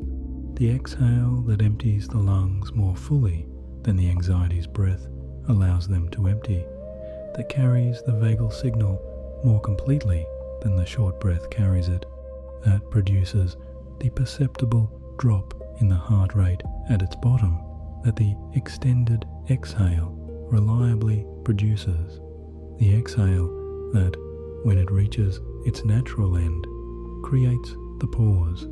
The pause at the bottom is the rhythm's most important moment. It is not an instruction, it is what happens naturally when the exhale has been genuinely complete. The lungs at their most empty, the diaphragm at its highest, the chest at its most compact. And in that natural, brief, entirely physiological stillness, the nervous system receiving the most concentrated expression of the parasympathetic signal that the slow breath produces, the heart rate at its lowest point in the breath cycle, the muscular release at its deepest point in the breath cycle, the anxiety's physical holdings receiving the maximum degree of the safety signal's permission to ease, stay in the pause when it arrives, not holding the breath, staying in the natural pause that the complete exhale creates, receiving what the pause offers, the specific, concentrated, real and physiologically genuine anxiety relief that lives in the stillness at the bottom of the slow breath. Each pause is the anxiety stepping back by a small, specific, entirely real degree. Each pause is the session working, and the rhythm inhale, extended, exhale, pause, inhale again is what turns each individual pause into the sustained, accumulating, genuinely therapeutic practice that tonight is building. Find the rhythm now. It is already here. The body has been finding it through every exhale of the body scan. Tonight simply names it and deepens it and gives it the sustained space it needs to do its deepest work, consistently through the anxious period that it has stopped registering as tension and simply feels like the way the forehead is, with the slow exhale extending complete, the safety signal traveling to the brainstem and finding its expression in the fine muscles of the face. Allow the forehead to soften, the muscles there spreading gently outward, away from the center, the brow returning toward its genuine resting position, not through instruction, through the slow exhale's accumulated safety signal reaching the fine musculature of the face and reducing the alarm's instruction to maintain the concentration there by the breath-paced degree that the cumulative evidence permits. The space between the eyebrows softening, the eyes behind their closed lids, the tiny, intricate muscles around the eyes that have been adjusting and focusing and expressing through every moment of every interaction of the day, receiving the slow breath's arrival with the warmth and the permission of the extended exhale.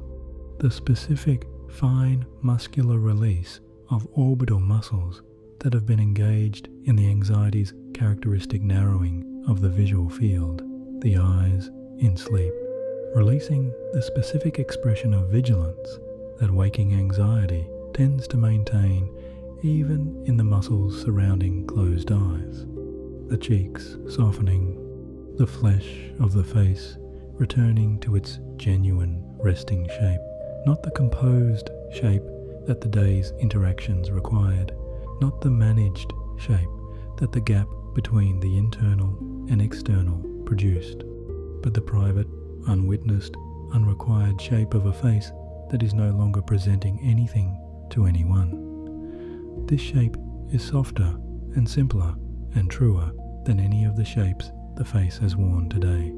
It is the face as it actually is when nothing is being asked of it, and the slow breath is the specific practice that creates the conditions for this genuine shape to return. The jaw now. Bring the slow breath specifically here. The jaw carries the most concentrated physical record of the anxiety's managed moments, the specific muscular holding of a face that has been controlling the expression of the anxiety's physical urgency through every interaction that required that control. Direct the exhale specifically to the jaw muscles, the masseter, the temporalis, the small muscles of the cheeks that participate in the jaw's characteristic anxious clenching. And with the slow exhale extended, complete feel the jaw releasing by the degree that the accumulated safety signal permits, the teeth parting very slightly, the jaw hanging gently. The cascade that follows the jaw's releasing, a wave of softening that travels down through the neck and into the shoulders. The chain of connected tension following the jaw's release downward through every area the body scan has already addressed. Feel that cascade now. The jaw opening, the wave moving downward. The slow breath's safety signal reaching through the fine muscles of the face and producing the specific cascade completing releasing that the jaw's position has been preventing since somewhere in the anxious morning. Now take in the whole body at once, from the soles of the feet warm and heavy and given to the surface beneath them. Through every area, the slow breath has visited. The legs, the hips and lower back, the belly moving with the breath, the chest wider around a faithful heart, the shoulders lower than the anxiety had them, the arms heavy, the hands open, the face smooth and private and released from every performance the day required. Every area of this body has been met by the slow breath tonight. Every area has received the evidence. Every area has released by the degree the evidence permits. The body scan is complete. The slow breath continues, and everything it has built is the foundation for what follows. The rhythm is doing something specific. With every cycle, inhale, extended exhale, pause at the bottom, inhale again. Something measurable is happening in the nervous system that deserves to be understood, not because the understanding is required for the practice to work. The practice works regardless of whether the person practicing it understands the mechanism, the way the heart beats, regardless of whether the person inside it understands cardiac physiology. But because for the person carrying anxiety, understanding tends to deepen the trust, that deepens the practice, that deepens the relief. The slow breath works better when it is trusted. It is trusted more completely when its mechanism is known. Here is the mechanism. Every extended exhale stimulates the vagus nerve. The vagus nerve, longest in the body, reaching from the brain stem through the chest and the abdomen to nearly every organ. The recovery state needs to activate carries two kinds of signals in its primary direction of travel, from body to brain. One kind says the body is mobilized. The other kind says the body is at rest. The short, rationed, anxiety characteristic breath tends to send the first kind. The extended, complete, slow breath sends the second. With each extended exhale, the second signal is sent. The brain stem receives it and responds with a specific autonomic below the conscious mind activation of the parasympathetic nervous system, the recovery branch, the rest and digest, the specific biological mode in which the body does its healing and restoration, and the anxiety's alarm state steps back. This activation is not metaphorical. It is physiologically real, and it is measurable in the heart rate, in the muscular tone, in the specific chemistry of the bloodstream that changes as the parasympathetic system advances. The heart rate is the most immediately measurable response. With each extended exhale, the heart rate drops by a small but real amount. The vagal signal reducing the sinoatrial node's firing rate. The heart beating more slowly at the exhale's bottom than at the inhale's top. This is called respiratory sinus arrhythmia, and it is the healthy, normal, entirely functional variation in the heart rate across the breath cycle that indicates a well-functioning vagal tone. The magnitude of this variation, how much the heart rate drops at the exhale's bottom compared to the inhale's top, is itself a measure of the nervous system's health. The larger the variation, the more effectively the vagus nerve is functioning, the more successfully the parasympathetic system is activating in response to the slow breath's signal. The slow breathing practice increases this variation by extending the exhale and completing it fully and resting in the pause at the bottom.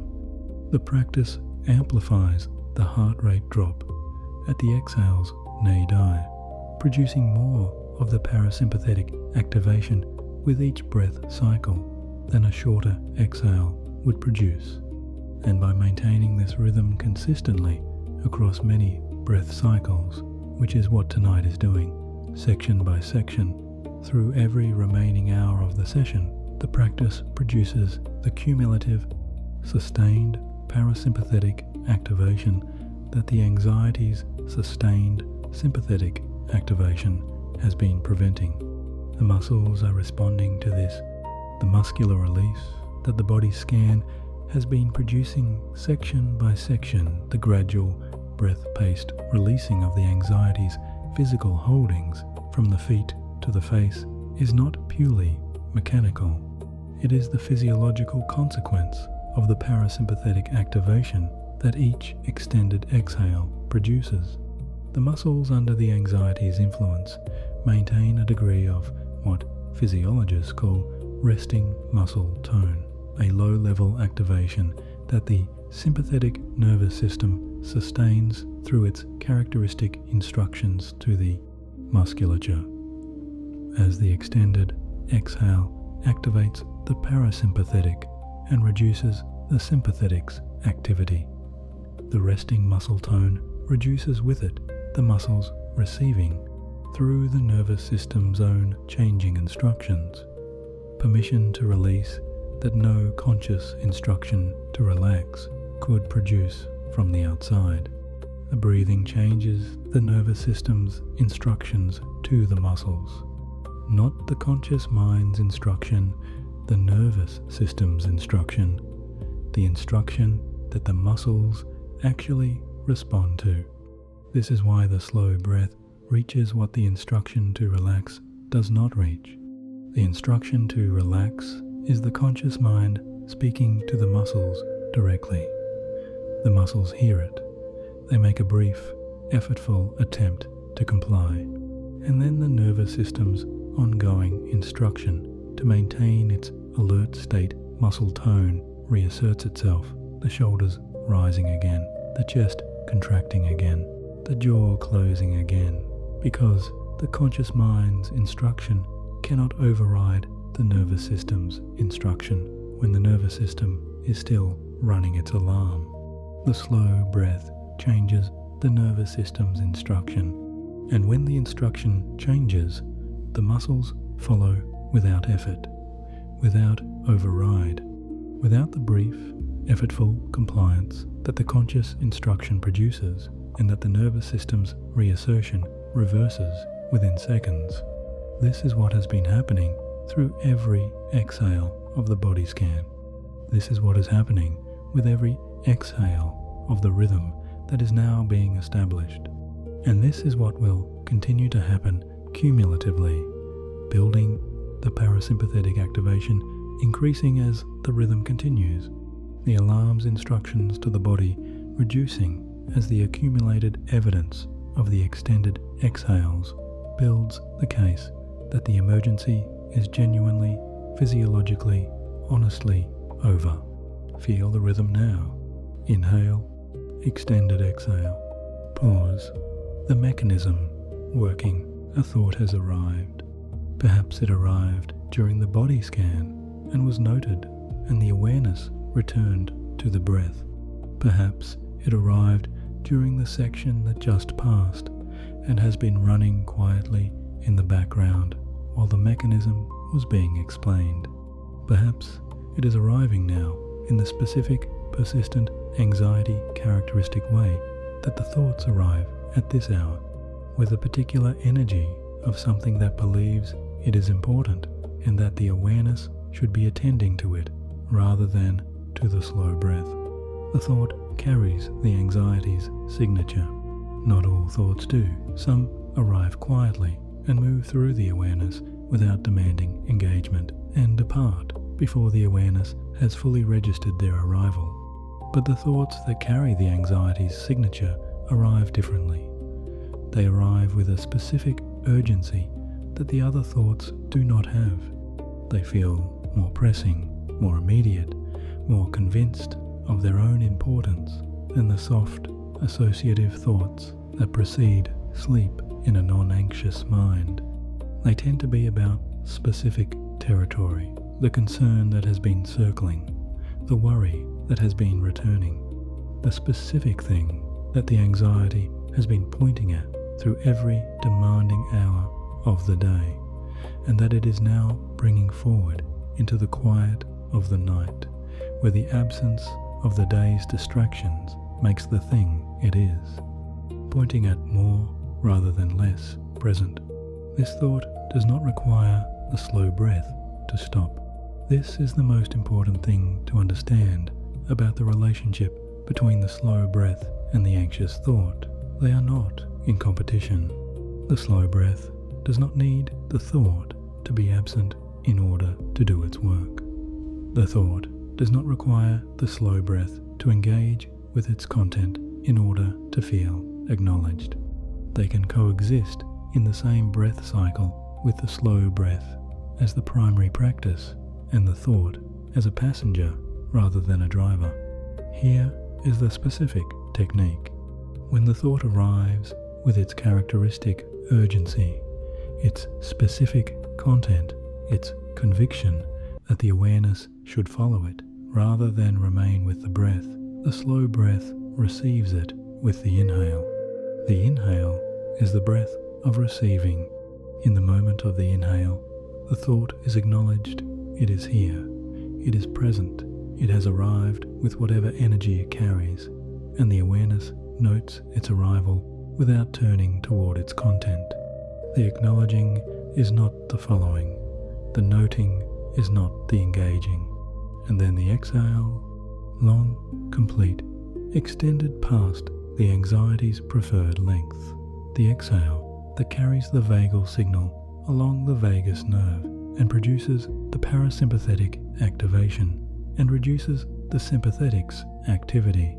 The exhale carries something with it, not the thought itself. Thoughts do not leave on exhales, but the urgency that the thought arrived with, the specific anxiety characteristic energy that made the thought feel like something that required the awareness to engage with it right now, rather than tomorrow morning. That urgency is partially carried by the exhale. Not completely. The thought remains, but the urgency that was attached to it, the specific physiological alarm state quality that made it feel pressing, has been reduced by the extended exhale's parasympathetic activation. The thought that arrives at the next inhale, if the same thought returns, is the same thought but with slightly less of the alarm state's urgency attached to it, still present, less insistent. The exhale has done its specific work, and the pause at the bottom, in the pause at the bottom of the exhale, that brief, natural, physiologically specific stillness between the breath going out and the next breath coming in, the thought is at its most quiet. The parasympathetic activation is at its maximum. The alarm's urgency is at its minimum. And the pause, brief as it is, offers a moment of genuine contact with the quiet that exists beneath the thought, the specific, available, real quiet of a nervous system in its most recovered state within the breath cycle. The thought is still there, but in the pause, it is further away than it was at the inhale's arrival. Practice this now with whatever thought is present. Inhale, receive the thought without following its content, the awareness noting that a thought has arrived. Exhale slowly, completely, extending the exhale past its comfortable length, the urgency reducing with the parasympathetic activation the extended exhale produces. Pause, brief, natural, available, the thought at its quietest, the awareness in its most recovered state, and the next inhale begins fresh. Not without the thought may return with the next inhale, but with slightly less of the alarm's urgency, slightly more of the slow breath's accumulated safety signal having been received by the nervous system, slightly closer to the state in which the thought, while still present, is no longer the most pressing thing in the awareness. Each breath cycle reduces the urgency by a small degree. Each breath cycle adds to the accumulated case. The slow breath is the technique for the anxious thought, not the elimination of the thought, the reduction of the urgency that the anxiety attaches to it.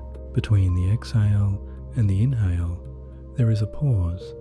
It has been named in several sections of tonight, already mentioned at the end of section 2.2, when the first slow breath was taken, explained in section 4.2 as the moment of maximum parasympathetic activation in each breath cycle, referenced in section 4.3 as the moment when the anxious thought is at its quietest. It has been present in every breath cycle of every section of the session, the natural, brief, physiologically determined stillness that occurs at the bottom of every complete exhale in every human breath cycle, in every person who has ever breathed. But it has not yet been given its own section. It deserves one, because the pause at the bottom of the exhale is the concentrated location of everything that tonight has been building. The mechanism of the slow breath, the accumulated safety signal of the body's scan, the reduced urgency of the anxious thought, the releasing of the body's physical holdings, the advancing of the parasympathetic activation, all of it converges in the pause. All of it is most fully expressed, most completely available, most deeply felt in that brief and natural and always available stillness between the breath going out and the next breath coming in. Find it now with the next exhale. Allow the slow exhale to travel all the way to its natural end, not stopped before it is complete by the anxiety's characteristic pull toward the next inhale, not extended artificially past its natural completion by the effort to hold the pause open, simply followed to its genuine end. The lungs releasing their air at the pace the extended exhale allows, the chest falling, the belly softening, the exhale traveling to the specific physiological moment at which the lungs have given what they have to give, and the body rests for a moment before the next cycle begins. The pause arrives when the exhale is genuinely complete, not before, not through effort, through completion, through allowing the exhale to be as long as it genuinely needs to be, which is longer than the anxiety's breath allows, and then arriving naturally at the stillness that follows. Rest in it now, not reaching forward for the next inhale. The next inhale will come when the body calls for it, and the body always knows when the next inhale is needed, and there is no danger in the pause and no need to rush it. Simply resting in the stillness that the complete exhale has created, the lungs at their most empty, the diaphragm at its highest, the chest at its most compact, the heart beating at its slowest point in the breath cycle, the vagal signal of the complete exhale having reduced the sinoatrial node's firing rate to the minimum it reaches within any single breath cycle. Feel the quality of this moment, not analyzing it, feeling it, the specific, available, genuinely different quality of a moment in which the parasympathetic activation is at its maximum and the sympathetic's alarm is at its minimum. The anxiety does not disappear in this pause, but it is quieter than at any other moment in the breath cycle, less urgent, less convinced of its own emergency. The specific physiological, honestly produced quietness of a nervous system at the bottom of a complete, slow exhale, receiving the maximum expression of the vagal safety signal. This is the anxiety relief the title promised, not as a permanent state, as a moment that occurs with every complete slow exhale, and that the practice of sustained slow breathing makes available consistently rather than occasionally. Each pause is a moment of it. Each complete slow exhale produces the next one. The sustained rhythm of the slow breathing practice produces the sustained availability of these moments. The pause arriving reliably at the bottom of each extended exhale, offering its specific, concentrated, physiologically real anxiety relief with each appearance. Now let the next inhale begin on its own, without instruction, at the moment the body calls for it. The inhale arriving with the natural ease of a breath that follows a complete exhale drawn in without effort, because the lungs have genuinely emptied and the body's need for the next breath is genuine rather than anxiety produced. Feel the inhale arriving, following it in through the nostrils, into the chest, the belly rising slightly with the arriving breath. And now the extended exhale begins again, longer than the inhale, the rhythm continuing, each cycle bringing the pause, each pause offering the concentrated expression of everything tonight has been building. Each pause a small, real, physiologically genuine moment of the anxiety stepping back. This is the rhythm. This is what the body was always capable of, the specific, physiological, entirely self-produced relief of a nervous system given the slow breath's sustained evidence of safety, not given to it by an external intervention or a pharmaceutical or an act of will directed against the anxiety, given to it by the breath itself, the body's own most continuous and most direct tool for communicating with the alarm system that has been running. The rhythm continues, the pause arrives, and the body receives it as it has always been ready to receive it, with the full, honest, physiologically real response of a system that has been waiting for this evidence. The slow breath has been building something, not just the physiological shift in the nervous system, not just the accumulated parasympathetic activation and the reducing cortisol and the muscular release and the measurable reduction in the heart rate at the bottom of each.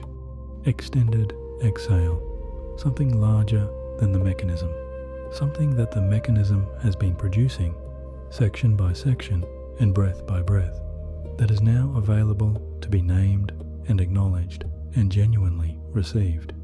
The slow breath has been building a case for the anxiety, not against it, for it. The case that the anxiety has been waiting to receive through every anxious hour of every anxious day. The case that no amount of reasoning or reassurance or cognitive reframing could make, because those approaches communicate through the mind, and the mind is the anxiety's home territory, the place where the anxiety is most practiced and most defended and most capable of generating the counter-argument to every offered reassurance. The slow breath makes the case in a different territory entirely, in the body, in the vagus nerve, in the specific, physiological, below the conscious mind language of the brainstem that the anxiety's alarm system actually runs on. The case, the slow breath, has been making breath by breath, exhale by exhale, pause by pause, through every section of the body scan and the rhythm establishing sections, is the case that the brainstem was designed to receive and designed to respond to when it receives enough of it, sustained over enough time in a body that has released enough of its physical holdings to allow the signal to travel freely. The case says safe, not the word, the experience, the specific physiological body-level experience of a nervous system receiving the evidence it was designed to receive as proof that the alert state is not currently required, the extended exhale, the complete lungs emptying, the pause at the bottom where the parasympathetic activation peaks, the heart rate reduction, the muscular release, the warmth spreading into the areas the tension was keeping it from. All of this is the case. All of it is the body saying, in the only language the alarm actually understands, that the emergency has passed, and the anxiety has been receiving this case, not willingly, not without the characteristic resistance of an alarm system that has been running so long it has learned to treat the alert state as its default, but receiving it because the slow breaths mechanism bypasses the alarm's resistance by communicating below the level at which the resistance operates. The alarm's resistance lives in the conscious mind, in the reasoning and the worrying and the what if that the mind generates when the anxiety is present.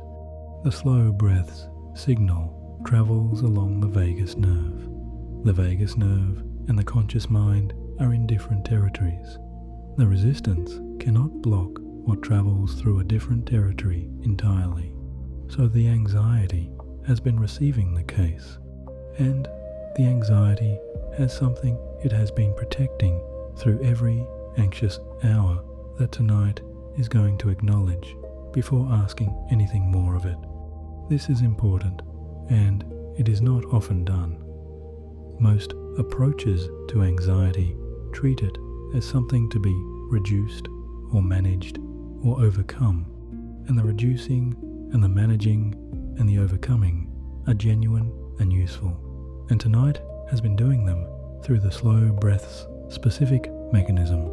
But underneath the mechanism, there is something the anxiety deserves that is different from management. It deserves to have what it has been protecting acknowledged.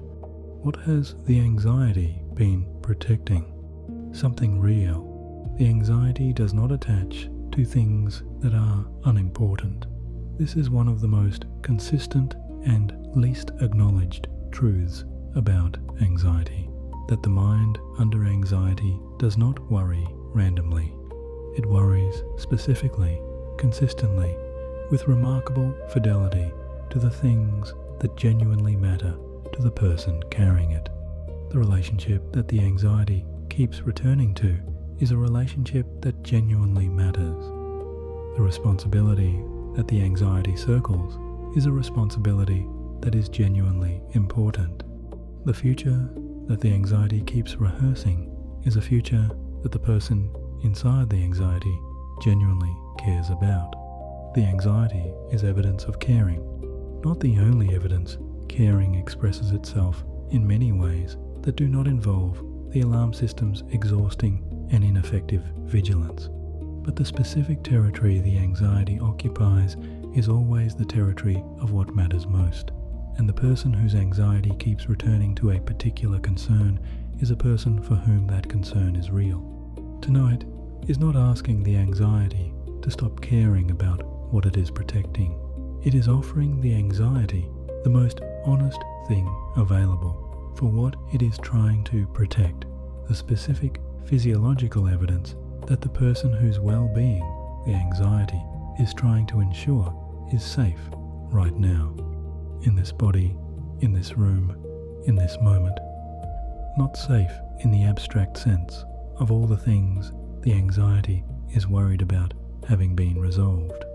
Safe in the immediate physiological body-level sense that the slow breath has been providing the body not bracing, the breath not rationed, the emergency not present in this room, in this body, in this exhale.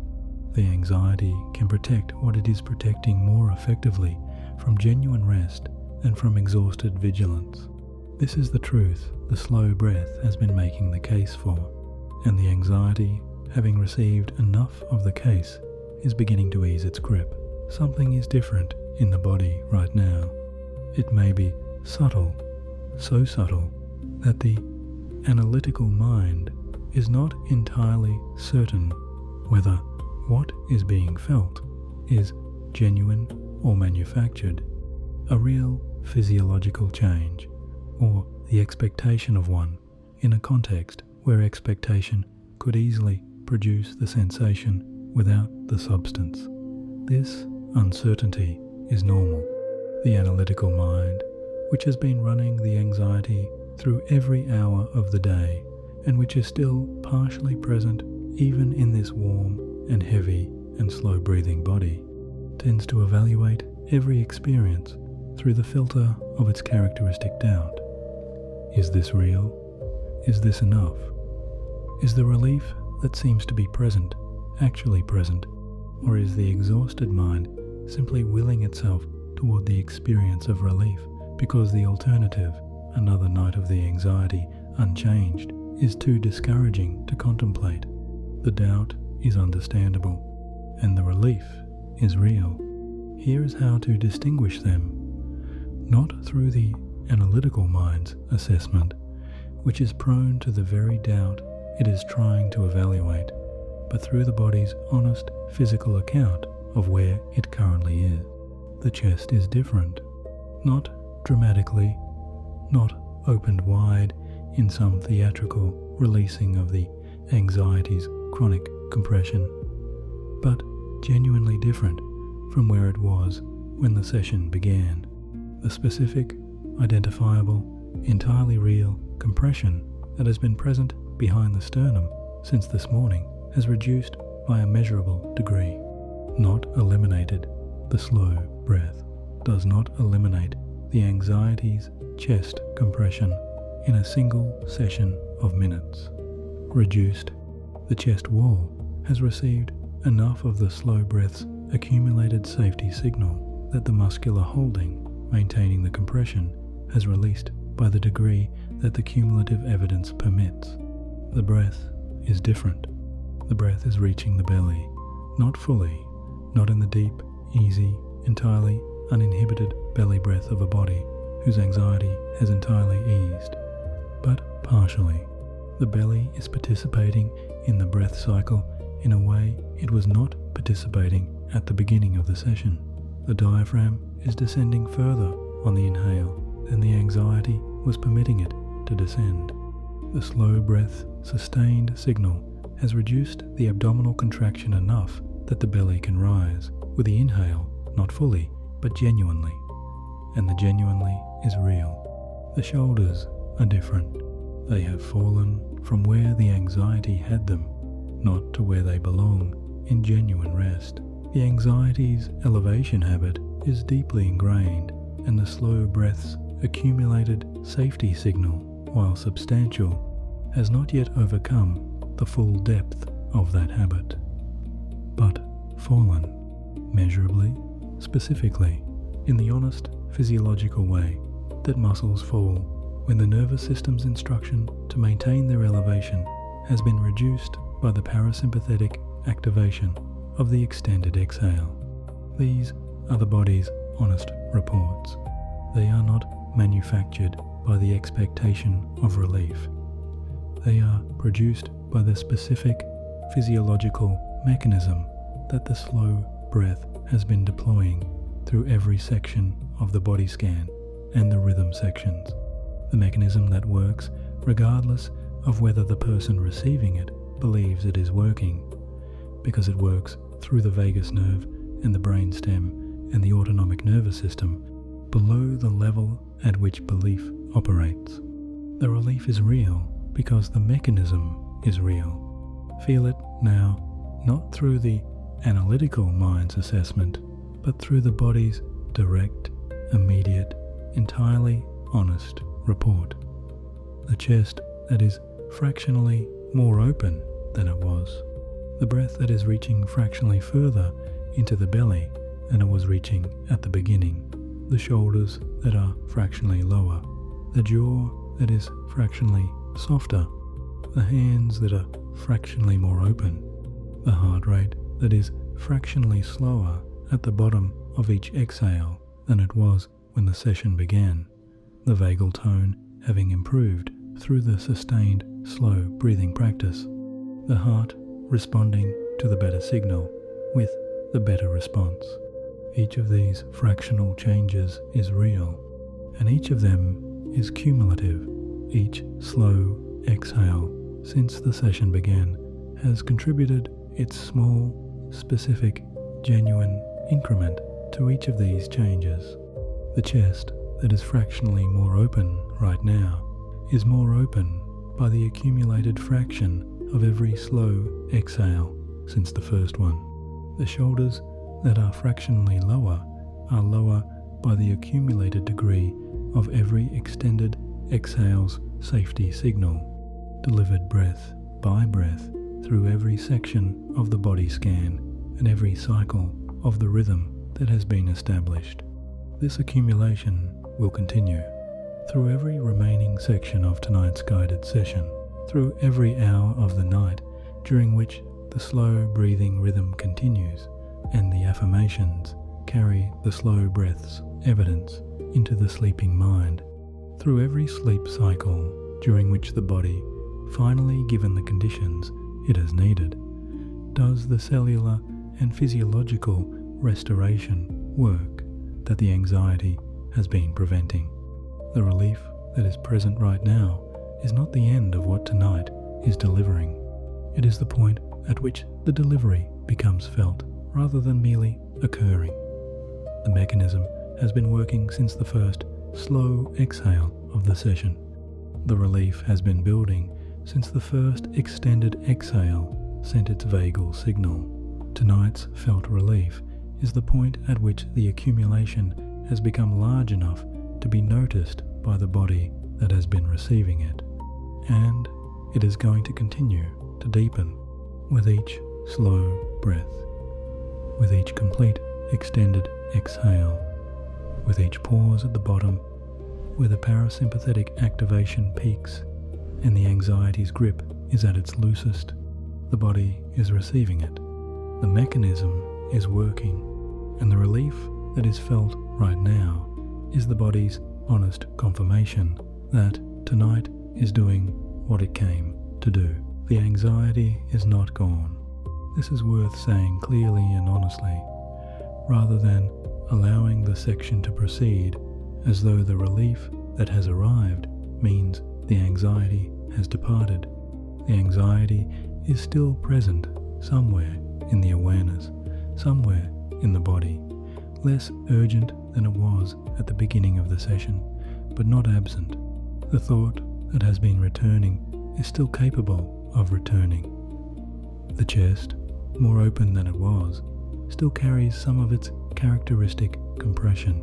The shoulders, lower than they were, are still higher than they would be in a body that had never learned anxiety's particular posture. The anxiety is not gone, and something important needs to be said about this specifically, honestly, because the person who has been carrying anxiety for a significant period of time has almost certainly experienced the specific disappointment of believing that a period of relief meant the anxiety had ended, only to find it returning.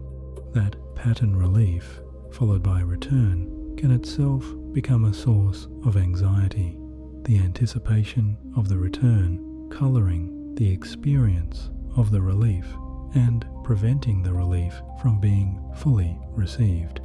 Tonight is not claiming to end the anxiety. Tonight is doing something different from ending it. Tonight is giving the nervous system, which has been running its alarm at a level that was not required by any actual, immediate, physical threat in the external environment, the most direct and most sustained and most physiologically specific evidence that the situation it has been treating as an emergency is not an emergency in this room at this hour. The nervous system has been receiving that evidence through every slow exhale of the session, and the anxiety that is still present, not gone, still somewhere in the awareness, still capable of the characteristic thought that returns, and the characteristic urgency that the thought carries is different from the anxiety that was present at the beginning of the session. Not a different anxiety, the same anxiety, carrying the same concerns, circling the same territory, but different in its expression in this body right now, quieter, less urgent.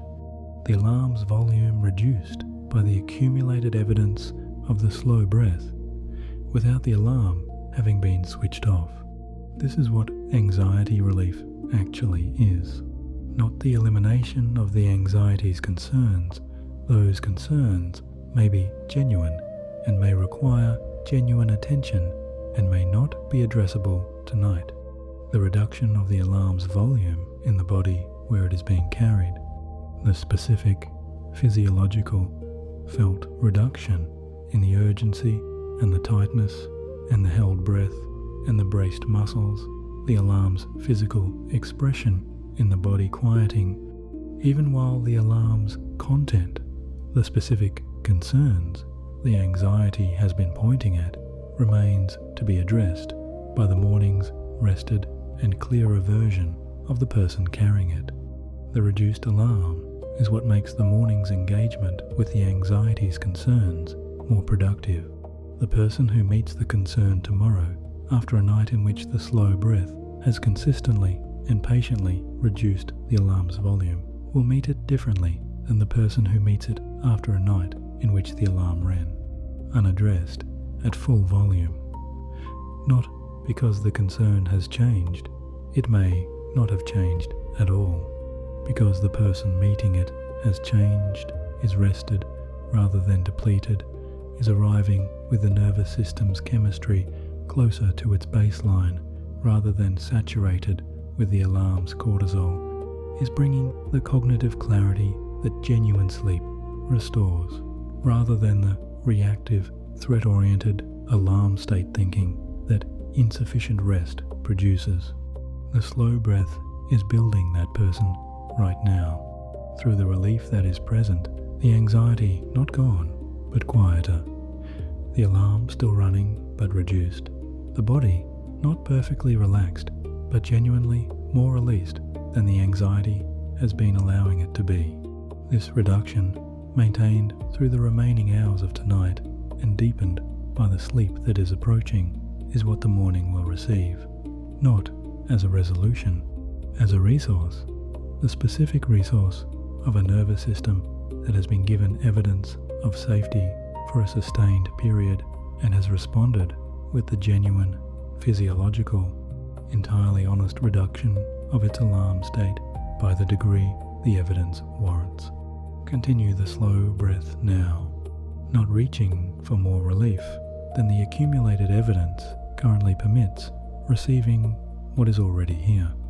The chest that is fractionally more open, the breath that is reaching fractionally further, the shoulders that are fractionally lower, the anxiety that is present but quieter.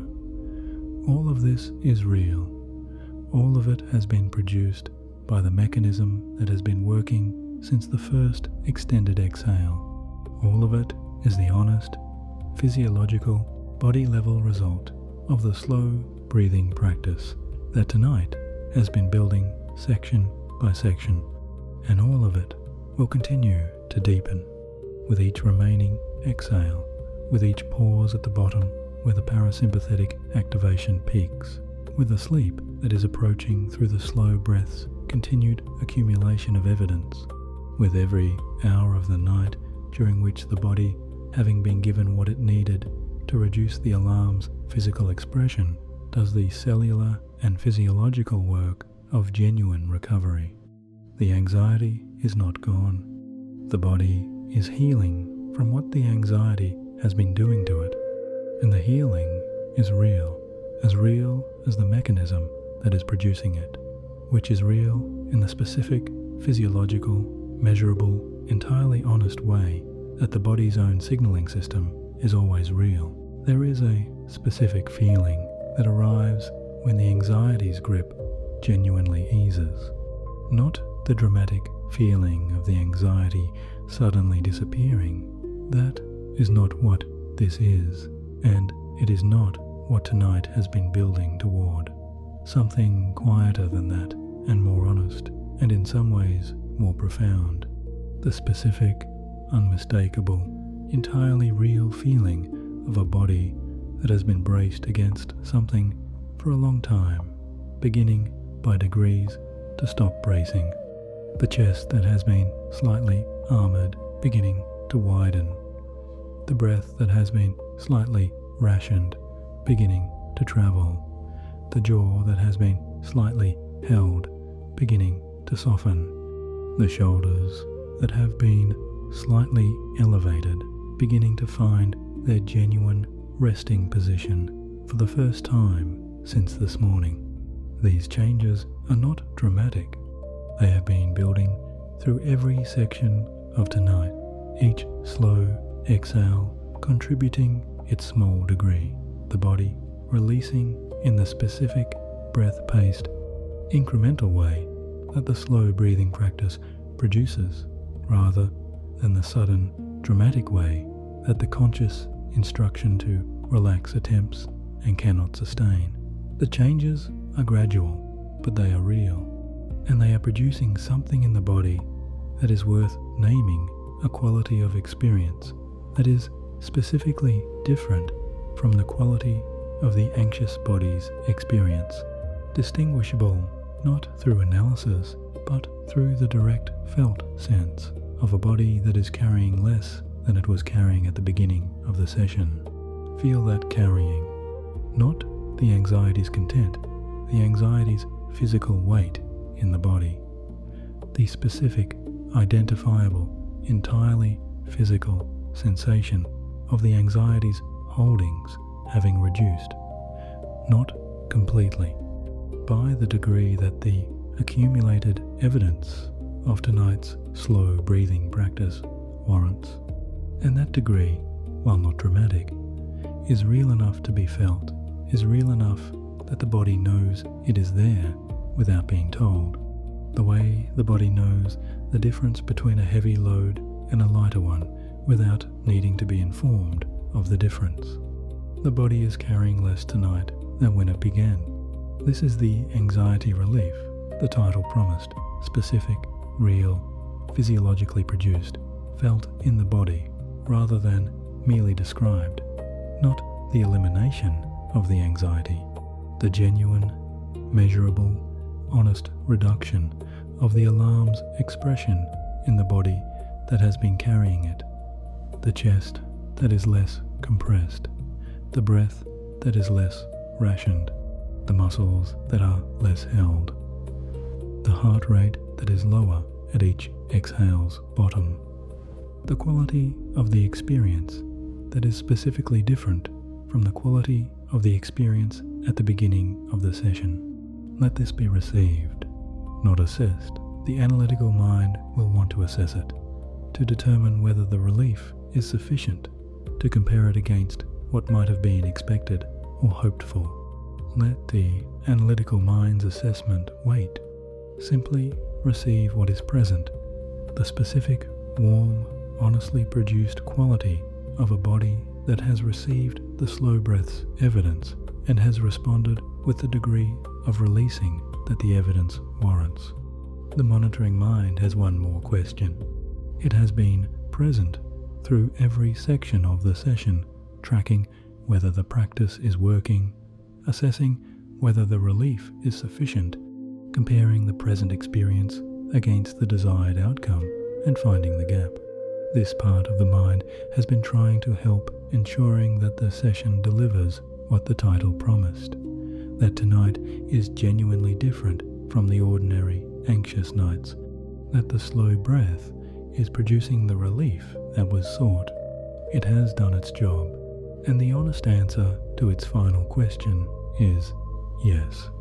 The practice is working, not perfectly, the anxiety is not gone, and the body is not completely released, and the alarm is not entirely switched off, but genuinely, specifically, physiologically, The slow breath has done what it was designed to do. It has communicated with the nervous system through the vagus nerve. It has activated the parasympathetic. It has reduced the alarm's volume by the degree that the accumulated evidence warrants. It has produced the specific, felt, real reduction in the anxiety's physical expression that the body is currently experiencing. The monitoring can rest now. The practice is working.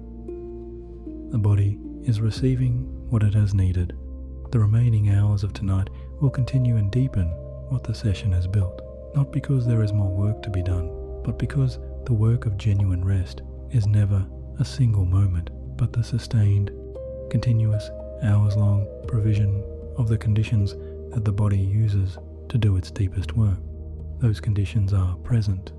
The slow breath is maintaining them, and the body, which has always been willing to respond to genuine evidence, which has been waiting through the entire anxious period for the sustained, physiological, honest evidence of safety that the slow breath provides, is responding now.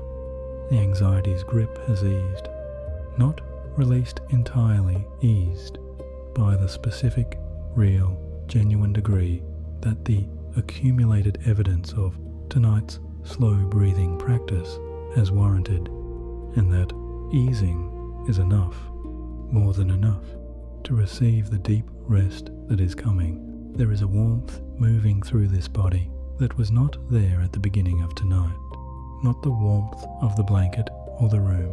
Those warmths have been constant, external, present since before the session began.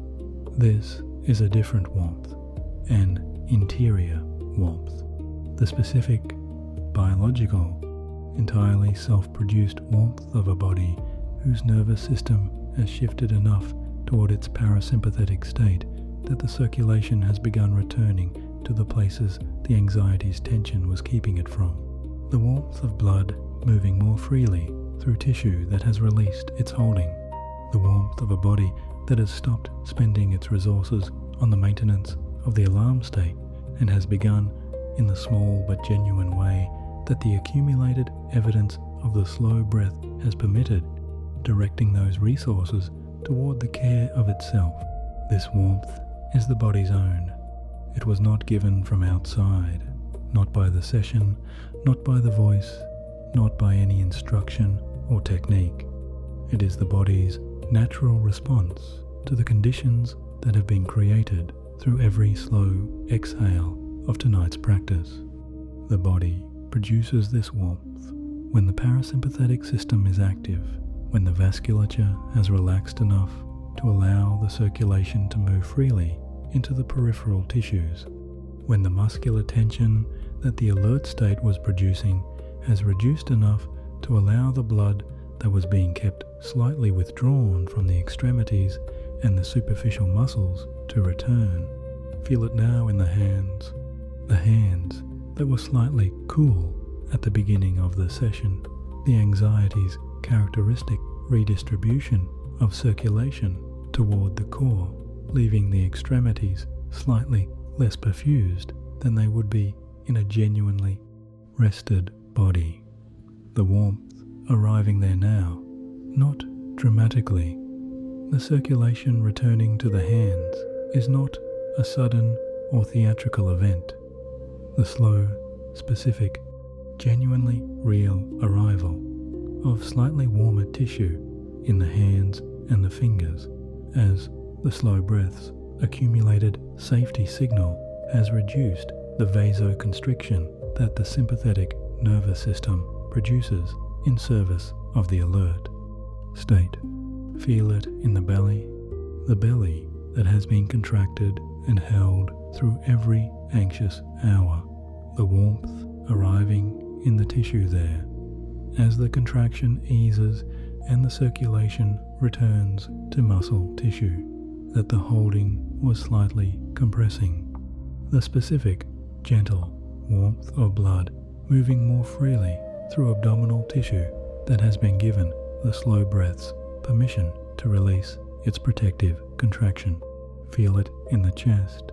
This is where the warmth is most significant and most felt, in the center of the chest, where the anxiety has been pressing from inside all day, where the compression has been most concentrated and most consistently present, where the slow breath has been directing the most specific and most patient attention through the body scan sections. The warmth arriving there now, not as a dramatic warmth, not as a sudden heating of the chest's interior, but as the specific, real, entirely physiological warmth of tissue that has received the extended exhale's safety signal and has responded by releasing a degree of its held compression and receiving the circulation that the compression was blocking. The heart is warmer than it was. Not literally, the heart's temperature is maintained within the narrow range that physiology requires, but the tissue around the heart, the pericardium, the chest wall, the muscles of the rib cage that have been carrying the anxiety's protective holding is warmer, more perfused, more receiving of its own circulation than the anxious chest allows. Follow the warmth now with the awareness, not directing it, following it, the way you might follow a slow current in water, allowing the current to lead rather than choosing the direction.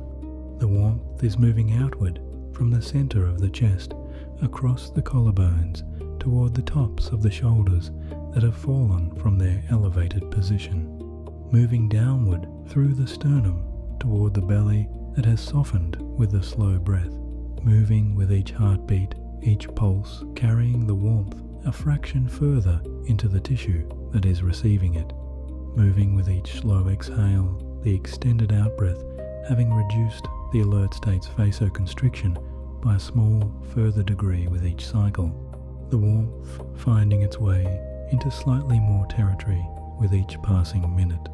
This warmth is the anxiety relief made physical, not the absence of the anxiety's content. The warmth does not address what the anxiety has been worrying about. The presence of the body's own care, the specific, biological, entirely self-produced warmth that the body has always been ready to provide when the conditions allow. The conditions that the slow breath has been building. The conditions that are present now in a way they were not present at the beginning of tonight. Receive this warmth without condition, without the monitoring mind's assessment of whether it is sufficient. Simply receive it in the chest, in the belly, in the hands, in every area the slow breath has visited and left its accumulated safety signal as the body's honest, physiological, entirely genuine gift to itself. The warmth is real. It is here, and it is only beginning to reach where it will reach through the hours ahead. The quality of what is present right now is different from anything that was present at the beginning of tonight. This is worth stopping to feel, not to analyze, not to compare against some standard of correct, deep relaxation, but to genuinely feel the quality of the present experience, the specific, available, entirely real quality of a body that has been given the slow breath's accumulated evidence and has responded with the honest, physiological, self-directed releasing that the evidence warrants. Compare it to the beginning, the chest that arrived here tonight, compressed, slightly armored, the breath not fully reaching it, the center of it carrying the day's accumulated anxiety pressure from inside, and the chest that is here now. Not dramatically different, genuinely different. The compression reduced by the specific degree that the slow breath's accumulated safety signal has produced. The breath reaching the belly in a way it was not reaching at the beginning. The center of the chest holding the warmth that the extended exhale's circulation returning effects have brought there. The shoulders that arrived elevated, the trapezius engaged in the anxiety's characteristic upward holding, the neck tight at the sides, the base of the skull dense with the accumulated tension of every managed hour, and the shoulders that are here now, lower, the neck longer, the base of the skull softer than it was, not completely released, but genuinely, measurably, honestly further from the elevated, tight, anxious configuration than they were when the session began. The breath that arrived high, short, the exhale not fully completing, the belly excluded from participation, the anxiety's characteristic breath rationing the air against a readiness that is not required in this room, and the breath that is here now, slower, more complete on the exhale, the belly participating, however slightly, the pause at the bottom arriving naturally rather than being cut off by the anxiety's pull toward the next inhale. These differences are real. They are not the differences between anxiety present and anxiety absent.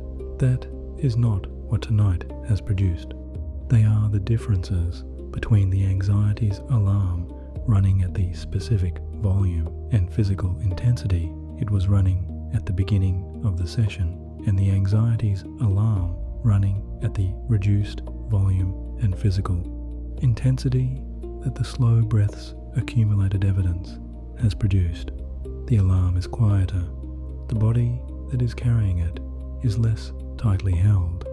The breath is doing more of the specific therapeutic work that it does when the alarm has received enough evidence to reduce its activation by the degree the evidence warrants. This is deep relaxation, not the relaxation of a body that has no anxiety. A body with no anxiety would not be a relevant comparison for the person who has arrived here tonight. The relaxation that is specifically available to the anxious body that has been given the slow breath's sustained, evidence-based, physiologically specific permission to reduce its alarm. The relaxation of less held, less compressed, less rationed, less elevated. The relaxation of the anxiety's alarm running at a lower volume than it ran at the beginning, in a body that has received the slow breath's accumulated evidence and has responded with the honest physiological shift that the evidence produced. Feel this quality right now, not through the analytical mind's assessment of whether it constitutes the correct or expected or sufficient quality of deep relaxation, through the body's direct, immediate, honest report of where it currently is. The chest, the breath, the shoulders, the face, the hands, the belly, each one reporting in the body's own language of felt sensation, the specific, real, physiologically produced difference between where it was and where it is. The difference is the slow breath's work. The slow breath maintained through every section of the body scan and the rhythm sections and the anxiety relief sections has produced this difference, not through magic and not through suggestion and not through the person's belief in its effectiveness, through the vagus nerve and the brainstem and the autonomic nervous system's parasympathetic branch, through the mechanisms that operate below the level of belief and respond to evidence rather than to expectation. The evidence has been delivered, the body has responded, and the quality of the present experience, the warmth, the heavier limbs, the slower breath, the slightly more open chest, the slightly quieter alarm, is the body's honest physiological confirmation that the evidence has been received and the response has been genuine. Rest in this quality now, not as a waypoint on the way to something further, as the thing itself, the specific, real, entirely, honestly produced quality of an anxious body that has been given the slow breath's sustained evidence of safety and has shifted toward its parasympathetic state by the degree that the accumulated evidence warrants. This is where the deep relaxation lives, not in the absence of anxiety, in the presence of the body's own physiological response to the slow breath's evidence. It is here right now, and it belongs to this specific body, in this specific room, on this specific night. Let the awareness expand now to take in the whole body at once, not as an inventory, not checking each area against the standard of adequate releasing or measuring the degree of change from the beginning of the session, simply feeling the whole, the full, warm, slow breathing, genuinely more released entirety of this body as it rests here in the quiet of this room. Not the body that arrived at the beginning of tonight, the body that is here now changed by the specific physiological, honest work of the slow breath's accumulated evidence through every section of the session.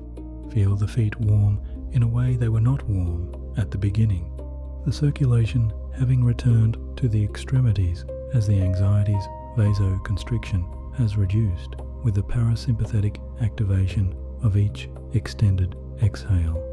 The specific, gentle warmth of tissue receiving what the anxiety was keeping from it. Feel the legs heavy in the specific relief-filled way that the slow breath produces in the muscles it has visited. Not the heaviness of the depletion pressing down the heaviness of tissue that has released its alert state holding and is resting in the warmth of its own returning circulation. Feel the hips and lower back softer than they were. The hip flexors less forward ready than they were at the beginning of the session. The lower back muscles carrying less of the dense, accumulated holding that the body scan addressed with the breath. Not completely released, genuinely softer. The degree of releasing that the slow breath's evidence has permitted.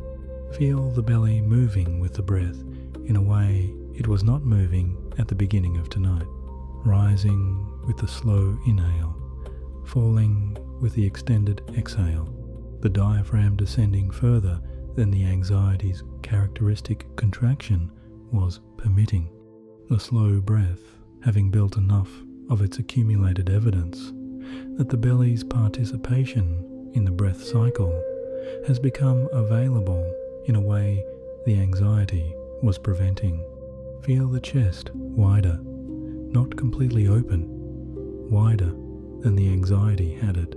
The specific, warm, more perfused quality of chest tissue that has received the slow breath's sustained attention through the body scan and the rhythm sections.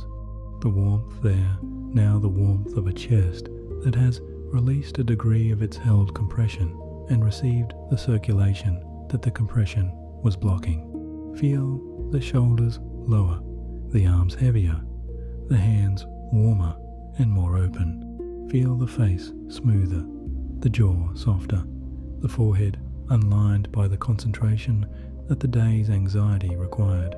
Now in this awareness of the whole body at once, allow the experience to become something slightly larger than a physical inventory. Allow it to become the experience of being inside a body that has been given the slow breath's evidence of safety and has responded with the honest, genuine, physiologically real shift that the evidence produces. Not the experience of observing the body from a slight remove, the management position that the anxiety tends to produce, the mind watching the body and assessing its performance. The experience of inhabiting the body, being inside the warmth, inside the heaviness, inside the slow breath that is continuing at its established rhythm, each inhale bringing the awareness and the warmth, each extended exhale sending the vagal signal, each pause at the bottom offering the concentrated expression of the parasympathetic activation that the session has been building.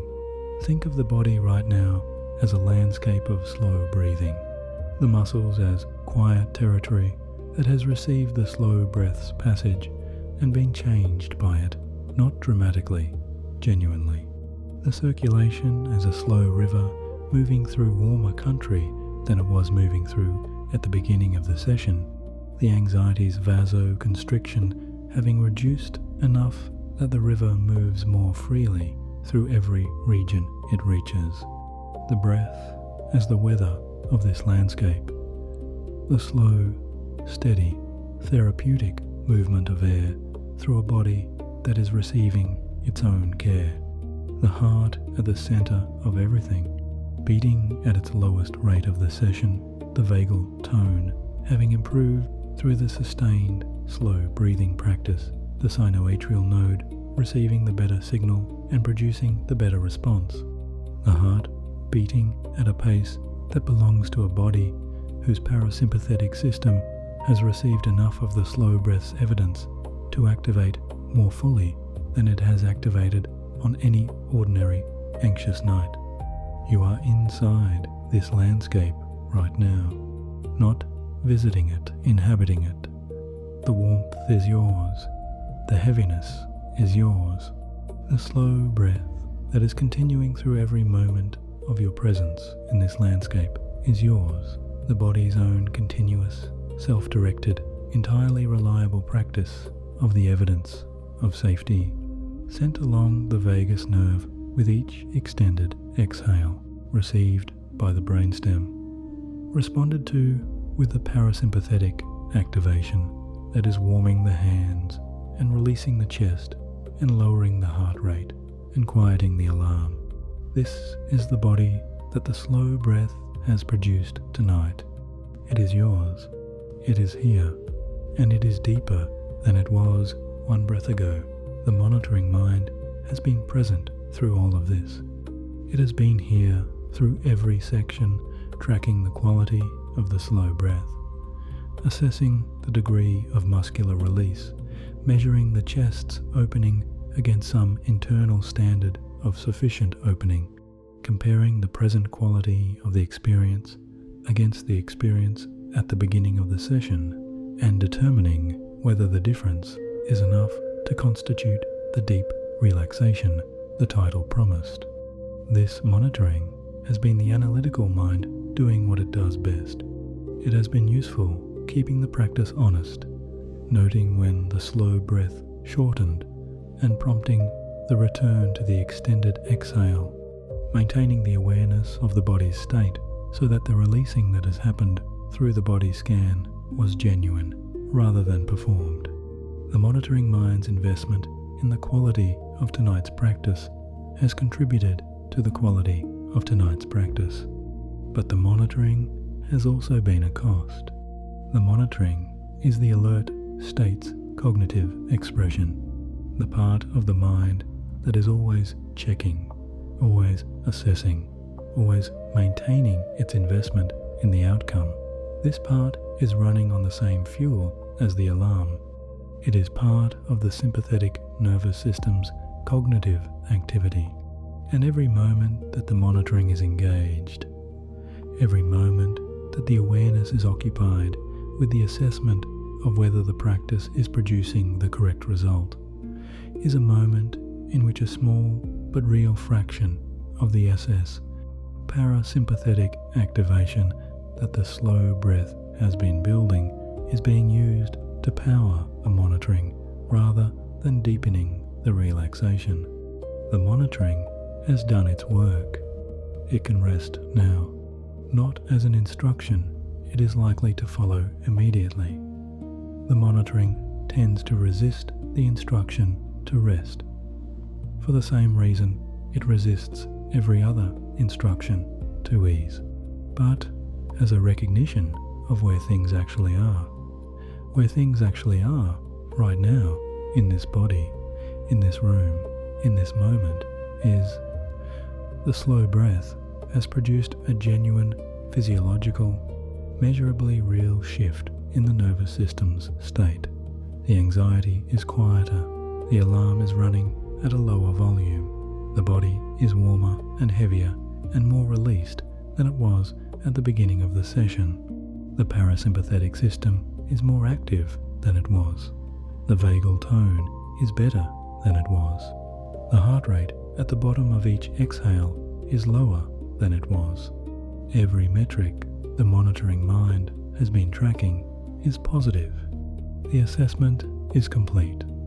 The result is genuine. The deep relaxation the title promised is present in this body right now, not as a dramatic transformation, but as the honest, physiological, slow breath-produced shift that is the realistic and specific version of what deep relaxation means for an anxious body in an anxious night.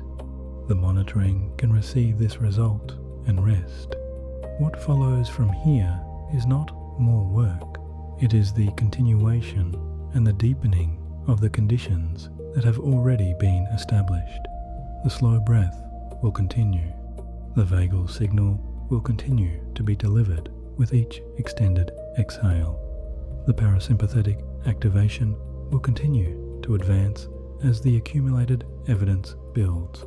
The deep sleep that is approaching coming closer with each section, each breath, each pause at the bottom of the extended exhale will receive the body that the session has been building and will do the cellular and physiological work that genuine sleep does when the body has been given the conditions to receive it genuinely. The conditions are here. The monitoring's job was to ensure that the conditions were being built, and they have been built genuinely through every section of tonight's practice. The monitoring's job is done. What remains requires not the monitoring's activity, but its absence, the specific, valuable, deeply productive absence of the alert state's cognitive expression from the experience of a body that is finally, genuinely, in the conditions that allow the parasympathetic system to do its fullest work. Let the monitoring be still. Let the slow breath continue without assessment. Let the warmth deepen without measurement. Let the body that has received the slow breath's evidence of safety through every section of tonight simply continue receiving what the slow breath is continuing to provide: the extended exhale, the vagal signal, the parasympathetic activation, the pause at the bottom where the anxiety's alarm is most quiet and the body's own healing is most available. The monitoring is still. The slow breath continues, and the deep relaxation that is present, real, genuine, physiologically honest, simply deepens. You have been carrying the anxiety through every hour of today. Not dramatically, not in the way that acute anxiety presents in moments of visible crisis, when the alarm's full activation is unmistakable and the body's emergency response is impossible to ignore or conceal. In the quiet, continuous, entirely invisible way that the chronic, anxious person carries their anxiety through ordinary days, keeping it managed, keeping it below the threshold of visible expression, keeping the composure assembled and presented to whoever needs it, while the alarm runs its ongoing program in the background of everything. This is the carrying that no one sees. The person who does not carry anxiety does not know what this costs. They see the functional person completing the tasks and navigating the relationships and meeting the responsibilities and appearing from the outside to be doing what everyone else is doing in approximately the way everyone else does it. They do not see the specific, continuous, invisible effort of managing the alarm's background noise through every interaction. They do not see the specific physiological accumulated cost of a body that has been running its stress response at a level that the external situation does not require the cortisol that has been elevated, the muscles that have been braced, the breath that has been rationed, the sleep that has been disrupted, the resources that have been spent on the alarm that could have been available for the ordinary pleasures and ordinary presence of an ordinary day. Nobody acknowledges this. Not the day's ordinary accounting, which records what was done and not what it cost to do it. Not the relationships which receive the functional person and do not see the managed anxiety underneath. Not the work which gets the focused attention and does not know what the focusing required from the person providing it. Not even the person carrying the anxiety, much of the time who has become so accustomed to the carrying that it has stopped registering as a cost and simply feels like the way things are. Tonight acknowledges it. The specific, real, entirely honest acknowledgement that carrying anxiety through a full day costs something that has not been named or recognized by anything else in the day. That the person who has been functioning, who has been meeting the tasks and navigating the relationships and presenting the composed exterior while the alarm ran its background program, has been doing something genuinely and specifically more effortful than it appeared from the outside. That the body that has arrived here tonight, carrying the tight chest and the high breath and the elevated shoulders and the accumulated physical record of every anxious hour, has been faithfully, continuously, and at genuine cost, doing what anxious bodies do, keeping the person inside them functional through conditions that the person's nervous system has been experiencing as more threatening than the external situation warrants. That faithfulness deserves acknowledgement, not pity acknowledgement. The specific, honest, direct recognition of something that has been real and has cost something real and has been carried without adequate recognition through the ordinary hours of an ordinary day that was not, from the inside, ordinary at all. You have been carrying this, and you have continued to function through the carrying in the specific, quiet, entirely unwitnessed way that the chronic anxiety person continues to function, showing up to the things that required showing up, giving the things that required giving, maintaining the things that required maintaining, from inside a body and a mind that were doing considerably more work than the showing up and the giving and the maintaining themselves required. That is not nothing. It is, in its quiet and entirely unacknowledged way, one of the more demanding things a person can do to carry the anxiety's continuous alarm through the ordinary hours of an ordinary day without letting it determine the shape of every moment, without disappearing under it, without withdrawing from the things and the people and the responsibilities that matter to keep going, to keep showing up, to keep being present in a life that deserves the full presence that the anxiety makes expensive. You have been doing this today and before today, through however many days the anxiety has been a consistent presence. Through however many mornings it arrived before the eyes were fully open. Through however many afternoons when the alarm ran its quieter but no less continuous program underneath the ordinary activities of an ordinary afternoon. Through however many nights it has made the sleep difficult and the rest incomplete, and the morning's arrival before the recovery was done. The slow breath has been giving the nervous system the evidence it needed tonight. But before the session moves into the final sections, before the deep sleep that is approaching is allowed to carry this specific and faithful and continuously burdened person into the rest that their body genuinely needs, this deserves to be said. You have been carrying something real through every hour of today and every day that preceded it, during which the anxiety has been your companion. You have been carrying it with a specific, quiet, largely unwitnessed courage that deserves to be named, even if it is not witnessed by anyone except this voice in this dark, and the body that knows its own exhaustion in the specific way that bodies always know what they have been asked to. Bear.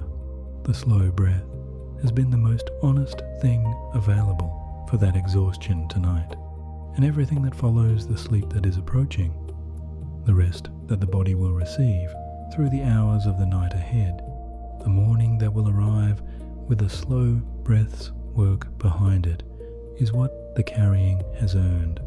You have earned tonight, completely and without condition. There is a version of yourself that exists when the anxiety is not running everything. You may remember this version perhaps from a time before the anxiety became consistent, perhaps from occasional moments within the anxious period when something shifted briefly and the alarm, for reasons not entirely clear, ran at a lower volume than usual, and the world had a different quality in those moments. Or perhaps the memory is less specific than that a felt sense rather than a located recollection, the impression of a self that moved through the world with less of the particular weight that the anxiety produces in the body and the mind. This version is not gone. This is what the anxiety most consistently and most insidiously suggests, that the self that existed before or outside of the anxiety's consistent presence has been replaced permanently by the anxious version, that the weight is now structural rather than produced by a nervous system running an alarm, that the tight chest and the high breath and the constant background management are now simply who this person is rather than what this person's nervous system is doing. This is the anxiety's most significant falsehood. The version of yourself that exists when the anxiety is not running, everything is not gone. It is here, right now, in the warmth that is present in this body, in the belly that is rising with the slow inhale, in the chest that has opened a degree beyond where the anxiety had it, in the shoulders that have fallen from their elevated position, in the face that has returned to its private and unperforming state.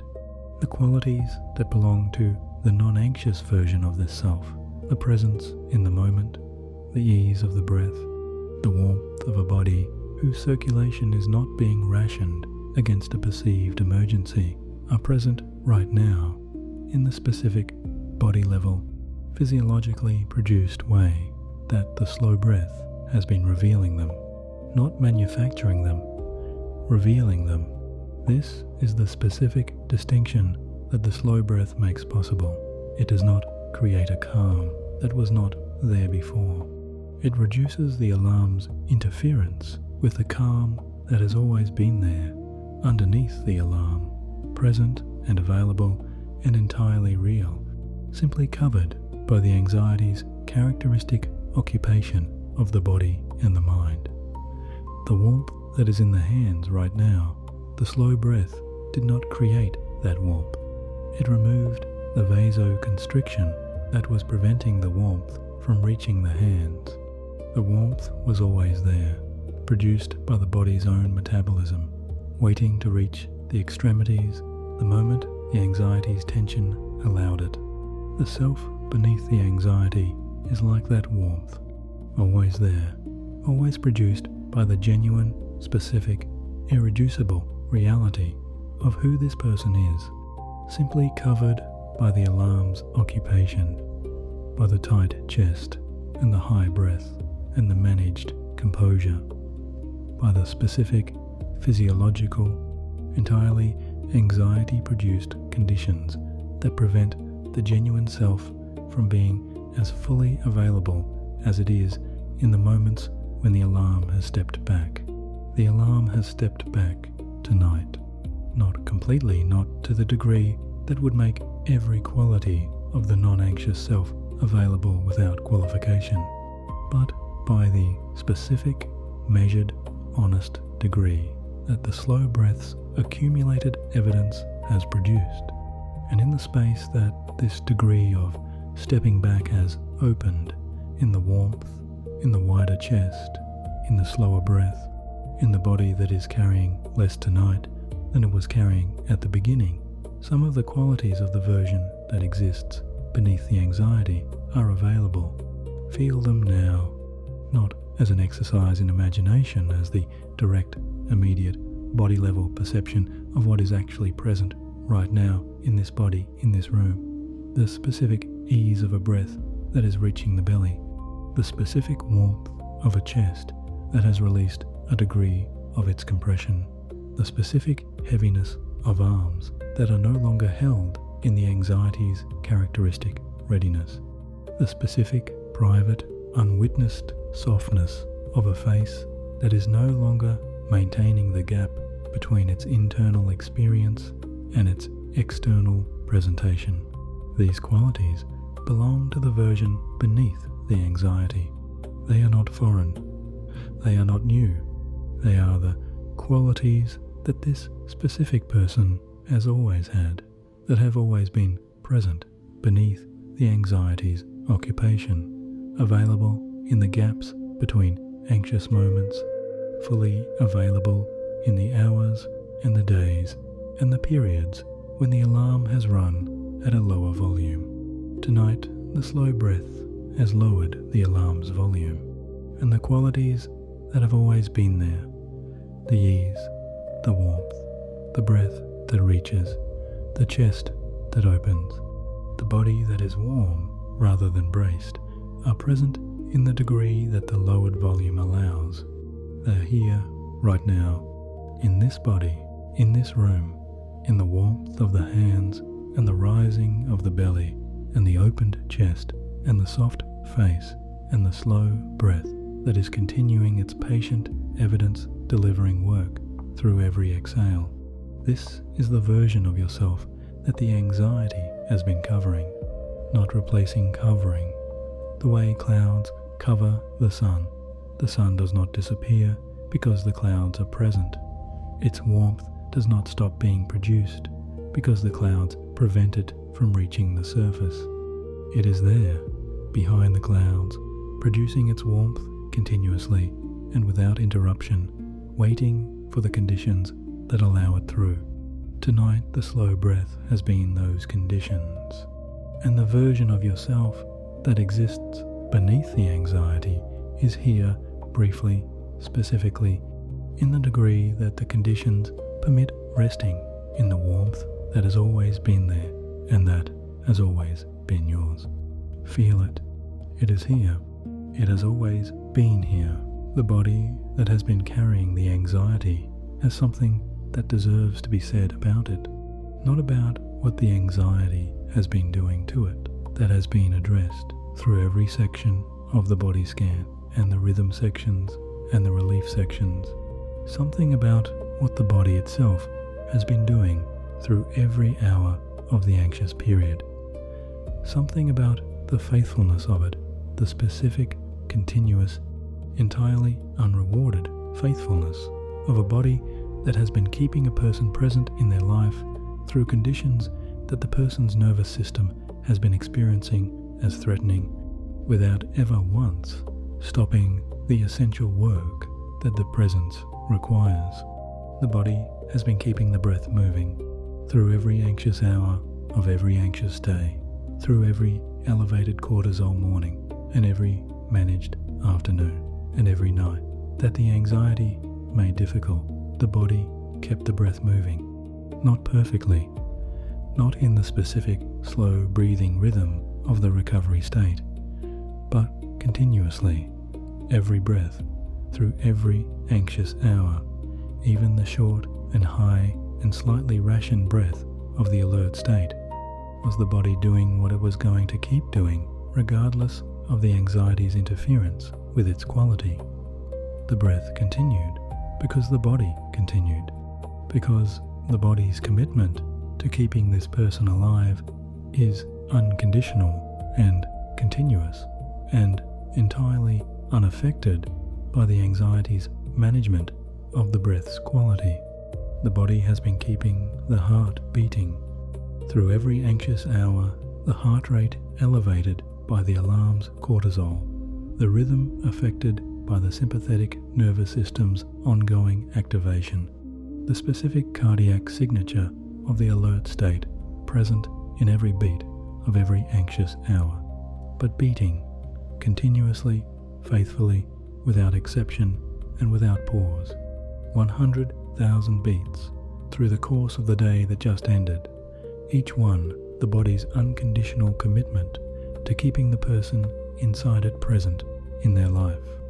The body has been managing the chemistry, the specific, sophisticated, entirely self-directing management of the internal chemical environment, the cortisol that the anxiety required the body to produce, the adrenaline that the alarm state requested, the specific inflammatory markers of sustained stress that the alert state generates in tissue under chronic tension, all of it managed by the body's own regulatory systems, doing what they could to maintain the homeostasis that the ongoing alarm was continuously disrupting. The body did not stop trying to regulate. It regulated as well as the conditions allowed. It maintained the chemistry as close to its functional baseline as the anxiety's interference permitted. The body has been carrying the anxiety without abandoning the person through every anxious night that the alarm made difficult, through every morning that the alarm met before the eyes were open, through every hour of every day during which the alarm ran its continuous program and the body ran its continuous response to the program, mobilizing, regulating, maintaining, keeping the person functional through conditions that the person's nervous system was treating as more demanding than the external situation warranted. The body has been entirely on your side through all of it. Not because the body agrees with the anxiety's assessment of the situation, the body does not make assessments. Because the body's commitment to the person inside it is unconditional. The body responds to the alarm because the alarm is part of the nervous system it is following. But the body's fundamental orientation toward the survival and the health and the functioning of the specific person it is carrying has not wavered through any hour of the anxious period. Every symptom the anxiety has produced has been the body trying to protect you.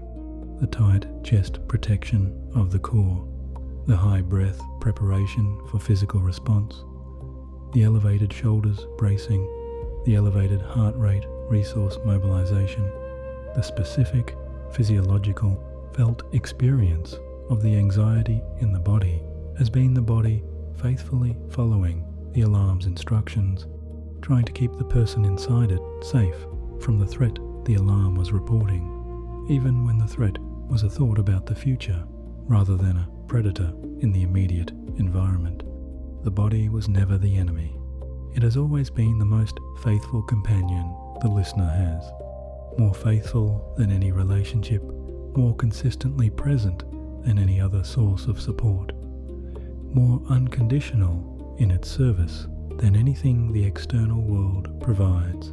It has been here through every anxious hour and every difficult night and every morning that arrived before the recovery was complete. It has kept the breath moving and the heart beating and the chemistry regulated and the person functional through every single one of those hours and nights and mornings without ever once requesting recognition for any of it.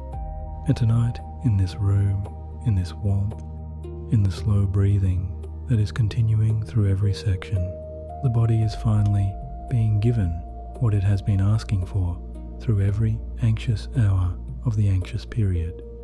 The conditions for genuine rest, the slow breath providing the specific physiological evidence-based signal that the alarm has needed to receive to step back, the body scan having released the physical holdings that the alarm was maintaining, the warmth of the returning circulation indicating that the body is beginning to direct its resources toward the care of itself rather than the maintenance of the emergency readiness. This body has been faithful through everything the anxiety has asked of it, through every difficult hour and every insufficient night and every morning that arrived before the body's work was done, faithful in the breath and the heartbeat and the chemistry and the carrying and the keeping of this person present in their life through conditions that deserved more rest than they provided.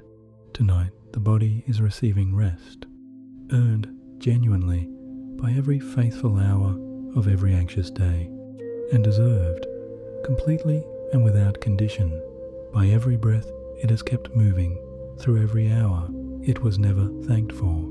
The sleep is very close now, not as a destination that still requires effort to reach, as something that is already present at the edges of the experience, already beginning to soften the quality of the awareness in the specific, recognizable, the entirely trustworthy way that genuine sleep softens it when the conditions are right and the resistance has received enough of the slow breath's evidence to ease. The thoughts, if there are thoughts, are different. The anxious thoughts that have been arriving through the body scan and the rhythm sections carrying their characteristic urgency, their specific content, their conviction that the awareness should engage rather than return to the breath, those thoughts are quieter now, not absent. The slow breathing practice does not make the anxious thoughts absent, but quieter, the way the alarm is quieter after the accumulated evidence of the extended exhales has reduced its volume by the degree the evidence warrants, the thoughts arriving with less insistence, the urgency they carry smaller than it was, the pull toward following them weaker than it was at the beginning of the session. This is the hypnagogic approach, the specific, neurologically real, entirely physiologically distinct state between waking and sleeping, where the mind begins its transition from the waking mode of linear, logical, directed thought toward the sleeping mode of associative, nonlinear, internally generated imagery. This state is characterized by exactly what is being experienced right now, the thoughts losing their daytime quality of pressing urgency, the awareness becoming slightly more diffuse, the images beginning to form at the edges of the field of awareness without being directed by the conscious mind's intentions. The slow breath has been building the conditions for this state through every section of the session. The parasympathetic activation that the extended exhale produces is the specific physiological condition that the hypnagogic state requires. The nervous system stepping back from its daytime mode of alert, outward-oriented, threat-monitoring processing toward the inward, associative, rest and process mode of the sleeping brain. The slow breath has been providing this activation with every extended exhale. The body has been receiving it and shifting incrementally toward the conditions that the sleep state requires. And now, having received enough of the accumulated evidence, the body is at the threshold, the hypnagogic state already beginning, the waking mode already loosening its grip, the sleeping mode already beginning its advance. The slow breath will carry you the rest of the way. This is its final task tonight, and it requires nothing from the conscious mind except the willingness to stop providing what the conscious mind tends to provide in this specific moment. The conscious mind tends to re-engage at the threshold of sleep. The monitoring returns, assessing whether the sleep is arriving correctly. The analytical mind notices the hypnagogic images and begins to analyze them. The anxious mind detects the loosening of its daytime control and interprets it as a vulnerability that requires retightening. These are all the alert state's last attempts to reassert its daytime occupation, and the slow breath is the specific physiological tool that addresses each of them not through the conscious mind's engagement with the alert state's reassertions, but through the vagus nerve's continued delivery of the safety signal with each extended exhale. Each slow exhale continues to send its signal to the brainstem. Each extended out-breath continues to activate the parasympathetic. Each pause at the bottom of the complete exhale continues to offer the concentrated moment of maximum parasympathetic activation, in which the alarm's reassertions find the least purchase. The slow breath does not need the conscious mind's help from here. The body knows how to breathe at the slow rhythm that the session has established. It has been practicing that rhythm through every section. The rhythm is established now in the body's own neuromuscular memory, the extended exhale having become the body's default exhale for this session, in the way that a practice skill becomes available without deliberate effort.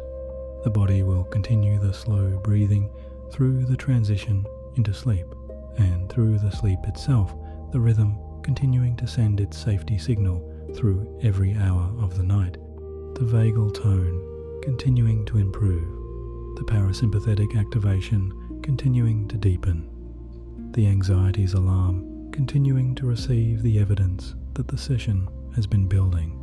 The conscious mind's only remaining task is the easiest and the most difficult task it has been given tonight to stop, to allow the slow breath to continue without monitoring, to allow the hypnagogic images to form without analysis, to allow the threshold to be crossed without the re-engagement that the alert state's reassertions are requesting, to follow the slow breath into the specific, deep, restorative sleep that the session has been building, the conditions for the deep sleep where the glymphatic system does its clearance, where the growth hormone does its restoration, where the cortisol clears and the immune system resumes its full activity and the cellular work of recovery from the anxiety's sustained occupation of the body's resources begins in earnest.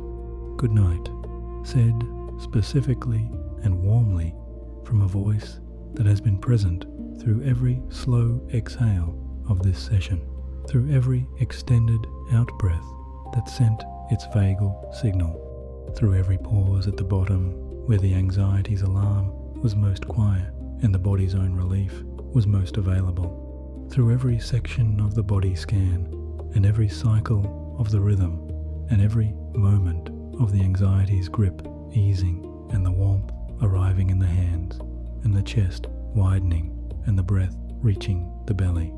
This voice has been here through all of it, and it will be here through every hour of the night that follows, continuing the slow breath rhythm in the affirmations loop.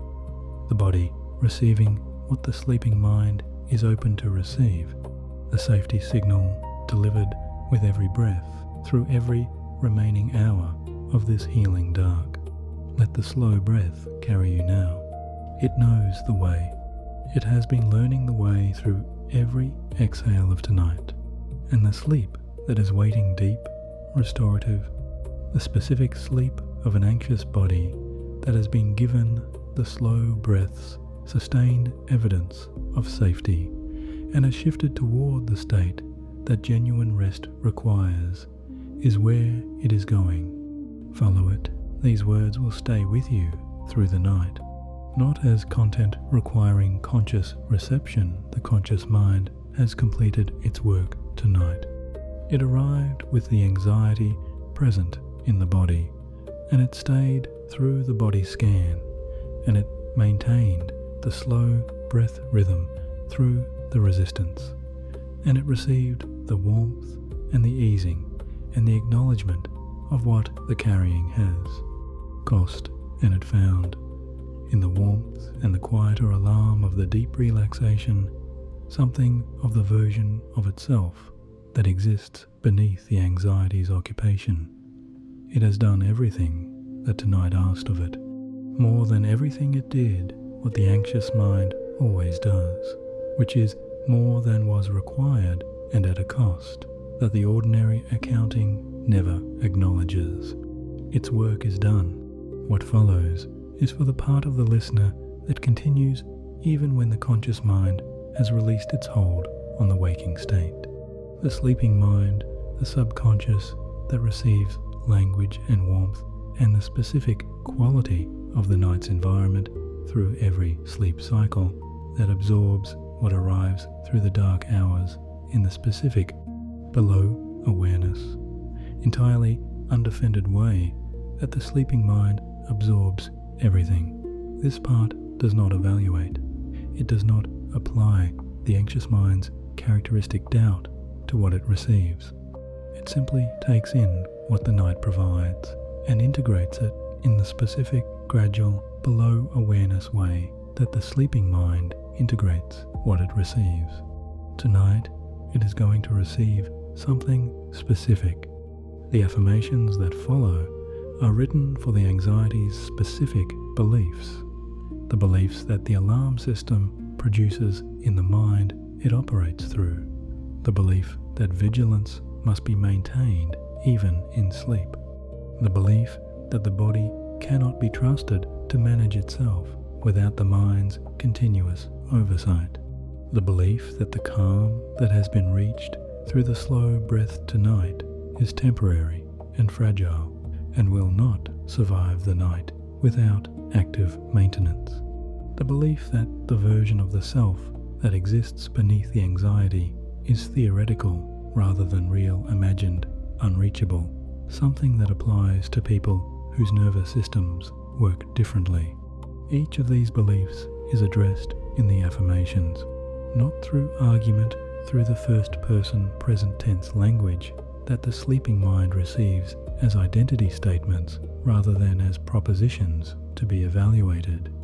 The sleeping mind does not distinguish between a statement heard and a statement experienced. Both register as something true about the self.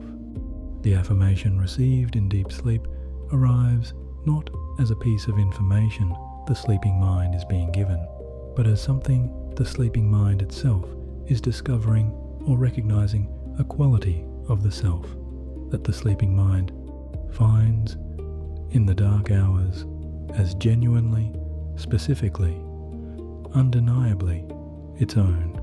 The slow breath rhythm carries the affirmations, one slow statement per complete breath cycle, arriving with the inhale, settling with the exhale. The pause at the bottom, receiving each one before the next begins. The rhythm that has been the thread of the entire session is the rhythm of the affirmations loop. The slow breath not stepping back as the affirmations begin, but becoming the carrier of what the affirmations deliver.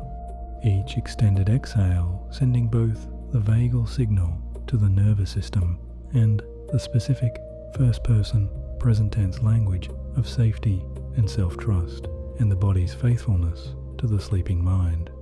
Two signals with each breath. The physiological signal of the extended exhale activating the parasympathetic through the vagus nerve, continuing through the night without the conscious mind's involvement. The body breathing at the slow rhythm that the session has established in its neuromuscular memory, and the language signal of the affirmation carried on the breath, received by the sleeping mind in the state of maximum receptivity that the parasympathetic activation has created. Both will continue through every hour of the night. Both will be received by the body and the mind that are, by this point in the session, as open and as receptive as they have been since the anxiety became a consistent presence. The body warmer than it was, the alarm quieter, the breath at its slow, complete, vagal signal delivering rhythm, the mind at the threshold of sleep or across it, the hypnagogic images forming, the waking mode loosening, the sleeping mind advancing into the territory that is genuinely, specifically, entirely its own. Into that territory, the affirmations arrive, one per breath cycle, carried by the slow exhale, received without evaluation. The first one begins now, with the next slow inhale, and the next slow exhale, extended, complete, sending its double signal into the night, the vagal evidence of safety to the nervous system, and the first word of the first affirmation to the sleeping mind that is open and waiting and ready for the first time in the anxious period to receive what the night is giving. My body knows how to be calm, and the slow breath is showing it the way. Breathing in, each slow exhale carries the evidence of safety to the nervous system that has been waiting for it. Breathing out, the anxiety's alarm is quieter tonight than it has been, and the slow breath is why.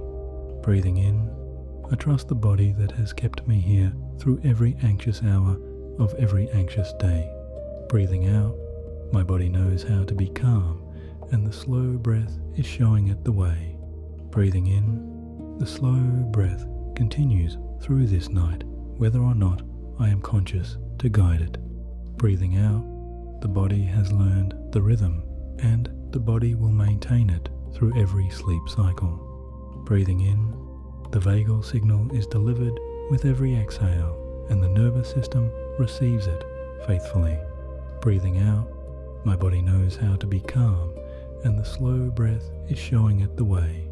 Breathing in, the version of myself that exists beneath the anxiety is here right now, and it is real. Breathing out, the warmth in my chest and my hands and my belly is that version, present and available. Breathing in, the slow breath has been reducing the alarm's volume with every extended exhale of tonight. Breathing out, my body knows how to be calm, and the slow breath is showing it the way. Breathing in, I have been carrying the anxiety faithfully, and tonight I am receiving what the carrying has earned. Breathing out, the rest that is coming is genuinely, specifically, physiologically deserved. Breathing in, the body that has been working through every anxious hour is receiving what it has been waiting for.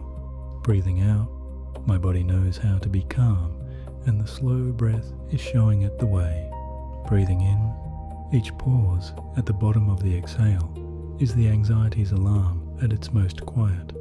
Breathing out, each pause is the concentrated expression of what the slow breath has been building. Breathing in, I rest in the pause. I receive what the pause offers. I trust the next breath to come. Breathing out, my body knows how to be calm, and the slow breath is showing it the way. Breathing in, the chest that has been tight is wider than it was, and the slow breath is why. Breathing out, the belly that has been contracted is moving with the breath, and the slow breath is why. Breathing in, the shoulders that have been elevated are lower than they were, and the slow breath is why. Breathing out, my body knows how to be calm, and the slow breath is showing it the way. Breathing in, the anxiety is not gone, and the concerns it has been pointing at are real, and the morning will meet them. Breathing out, but tonight belongs to the body that has carried the concerns through every anxious hour. Breathing in, tonight the body receives what the carrying has earned, the slow breath's evidence of safety, delivered through every exhale. Breathing out, my body knows how to be calm, and the slow breath is showing it the way. Breathing in, I am more than the anxiety that has been visiting me through the anxious period. Breathing out, the version of me that exists beneath the anxiety is real, and it is resting here tonight. Breathing in, the slow breath has been revealing it, not creating it, revealing it through every extended exhale of this session. Breathing out, my body knows how to be calm, and the slow breath is showing it the way. Breathing in, the vagal tone is better than it was at the beginning of tonight. Breathing out, the heart rate at the bottom of each exhale is lower than it was at the beginning. Breathing in, the parasympathetic activation is greater than it was. The alarm is quieter, the body is warmer. Breathing out, my body knows how to be calm, and the slow breath is showing it the way. Breathing in, the deep sleep that is coming will receive a body that has been given what it needed. Breathing out, the cellular work of the night will be deeper for what the slow breath has prepared. Breathing in, I wake tomorrow carrying less of the anxiety's physical holdings than I carried when I lay down. Breathing out, my body knows how to be calm, and the slow breath is showing it the way. Breathing in, the slow breath continues. The vagal signal is delivered. The nervous system receives it. Breathing out, I am safe in this slow breath, in this warm body, in this quiet, dark. Breathing in, that is enough. That has always been enough. The slow breath knows the rest. Breathing out, my body knows how to be calm, and the slow breath is showing it the way. Breathing in, I am more than the anxiety that has been visiting me. Breathing in, the anxiety points at what I care about, and what I care about is real and worth caring about. Breathing out, but the alarm's volume does not need to match the size of the caring. Breathing in, the slow breath has been showing the nervous system that the caring and the alarm are not the same thing.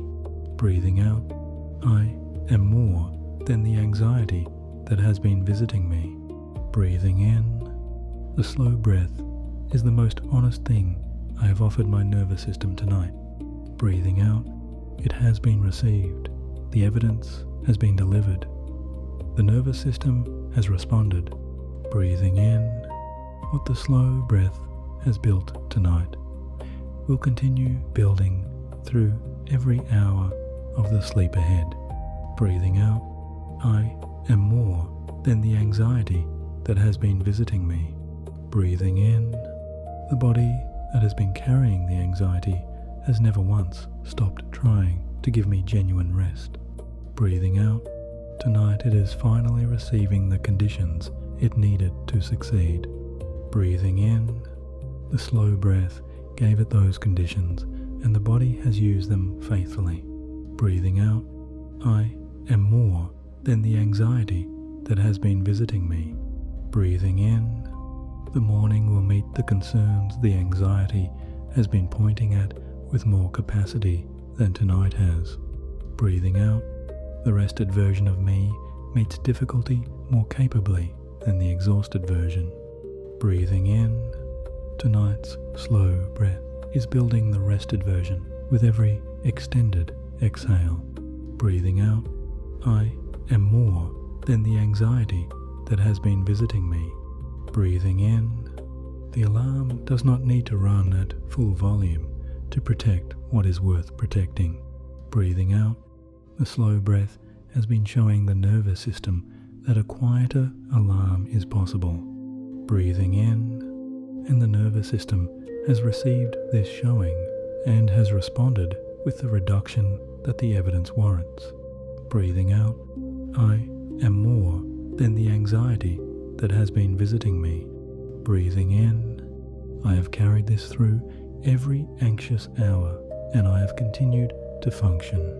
Breathing out, the continuing was courageous in the specific, quiet, unwitnessed way that carrying anxiety requires courage.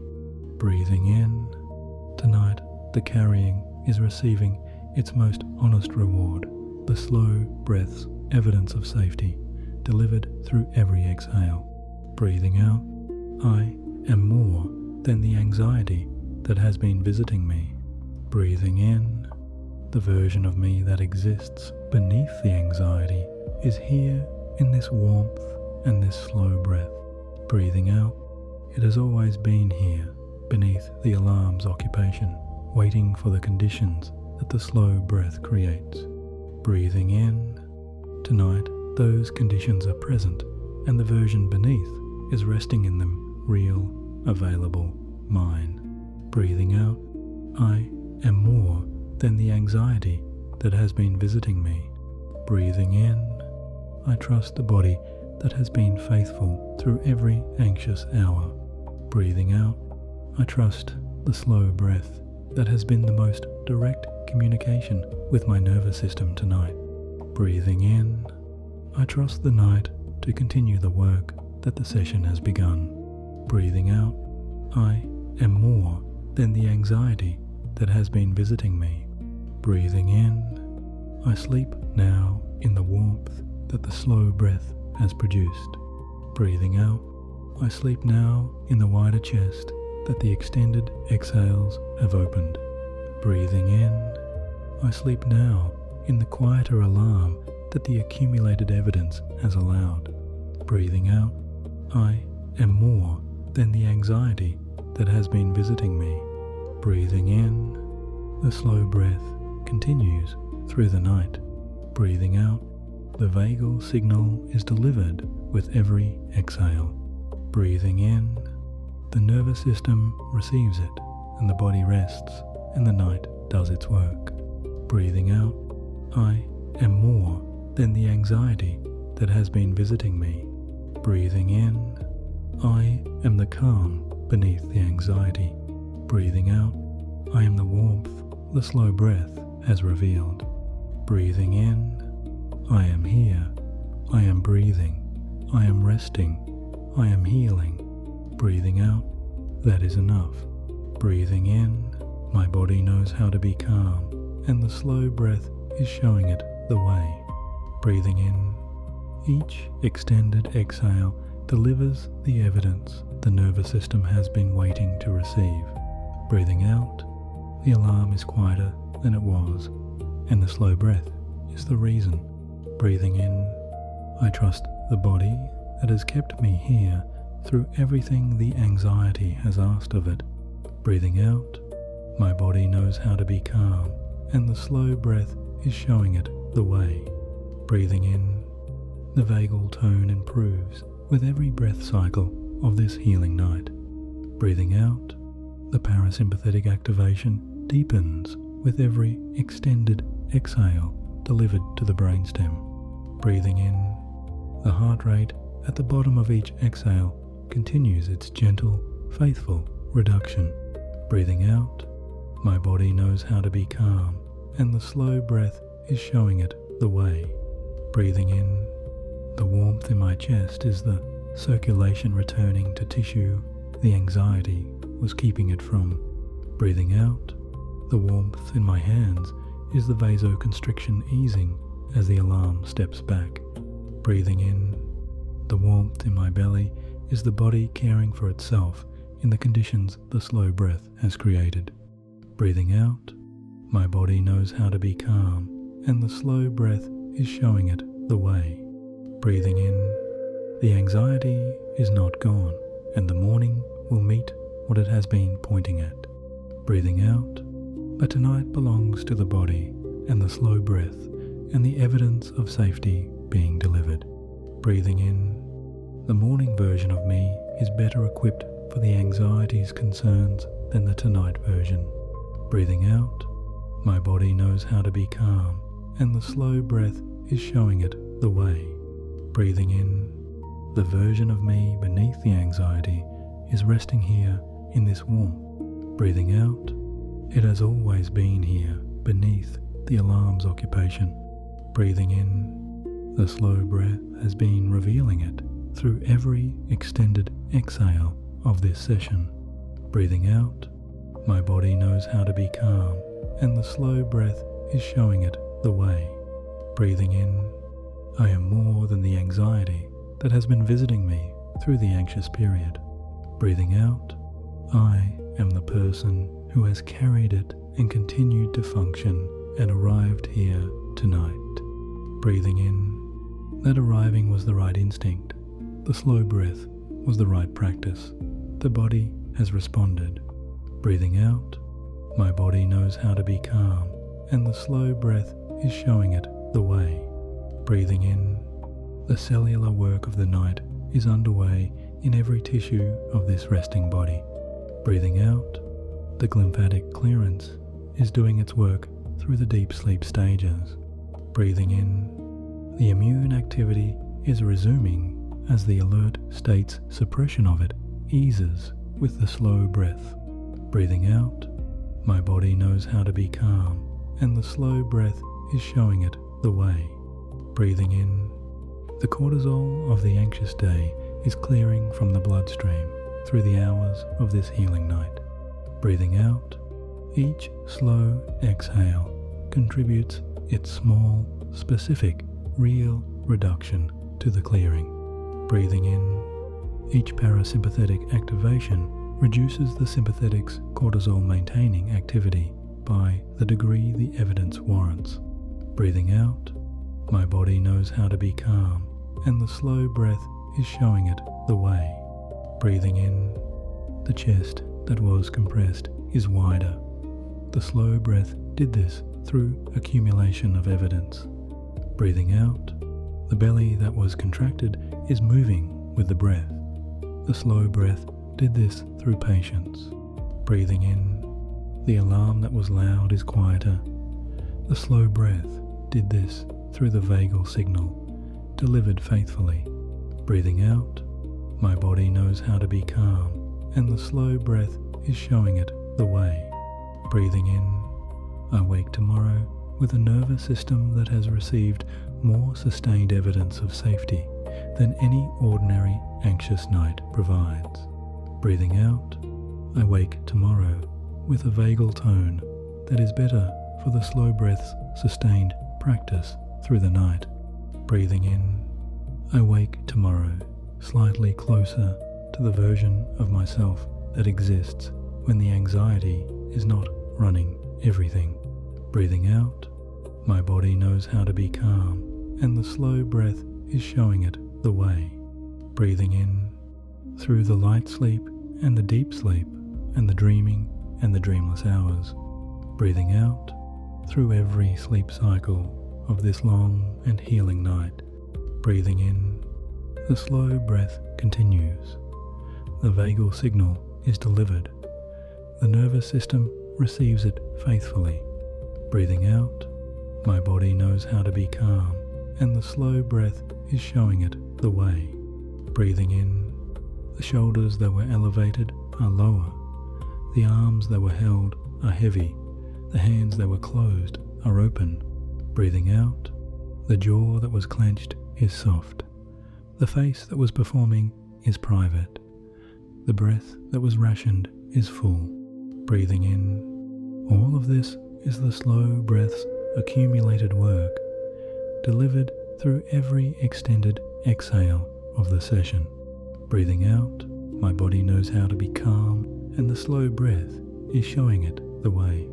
Breathing in, the anxiety will return in the morning in the specific, honest, physiologically real way that anxieties return.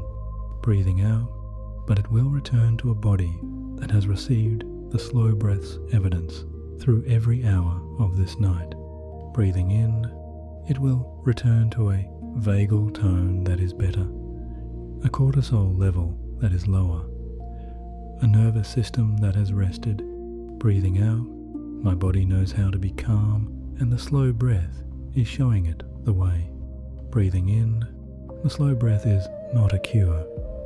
It is the most honest and most direct tool available for the anxiety's relief. Breathing out, used tonight with the sustained guidance and the patient presence and the accumulated evidence that makes it genuinely work. Breathing in, the working is real, the relief is real, the body's response is real. Breathing out, my body knows how to be calm, and the slow breath is showing it the way. Breathing in, I have carried the anxiety faithfully, and I have arrived here, and the slow breath has met me where I was. Breathing out, not where I needed to already be, where I actually was, with the chest tight and the breath high and the alarm running. Breathing in, and from that specific, honest, real starting point, the slow breath has done what it does. Breathing out, my body knows how to be calm, and the slow breath is showing it the way. Breathing in, each slow exhale through the remaining hours of this night continues the work. Breathing out, the body breathing at the rhythm the session has established, slower than the anxiety's breath, more complete, more vagal. Breathing in, the parasympathetic activation continuing, the alarm stepping back, the warmth deepening. Breathing out, my body knows how to be calm, and the slow breath is showing it the way. Breathing in, I am held by the slow breath through every hour of this dark. Breathing out, by the extended exhale that delivers the safety signal, by the pause that receives it, by the next inhale that begins fresh. Breathing in, by the rhythm that has been the thread of tonight, and that continues as the thread of the night ahead. Breathing out, my body knows how to be calm, and the slow breath is showing it the way. Breathing in, the version of me beneath the anxiety is real. It has been real through every anxious hour. Breathing out, the slow breath has been revealing it tonight. The sleep will receive it. The morning will find it slightly more available. Breathing in, each night of the slow breath's sustained practice moves in this direction. Tonight is one of those nights. Breathing out, my body knows how to be calm, and the slow breath is showing it the way. Breathing in, the body is healing right now through every hour of this slow breathing night. Breathing out, the cellular restoration is happening. The nervous system is resting. The cortisol is clearing. Breathing in, the immune activity is resuming. The glymphatic work is underway. The body is doing what it does when it is given what it needed. Breathing out, my body knows how to be calm, and the slow breath is showing it the way. Breathing in, I am safe in this slow breath, in this warm body, in this quiet room. Breathing out, the anxiety is quieter, the alarm is reduced, the body is resting. Breathing in, that is enough. That is more than enough. That is what tonight was for. Breathing out, my body knows how to be calm, and the slow breath is showing it the way. Breathing in, slow breath in. Breathing out, slow breath out. Breathing in, the vagal signal delivered. Breathing out, the nervous system receiving. Breathing in, the alarm stepping back. Breathing out, the body resting. Breathing in, my body knows how to be calm. Breathing out, the slow breath is showing it the way. Breathing in, right now. Breathing out, through every breath. Breathing in, of every hour. Breathing out, of this healing night. Breathing in, I am here. Breathing out, I am breathing. Breathing in, I am resting. Breathing out, I am healing. Breathing in, my body knows how to be calm. Breathing out, the slow breath is showing it the way. Breathing in, that is enough. Breathing out, that has always been enough. Breathing in,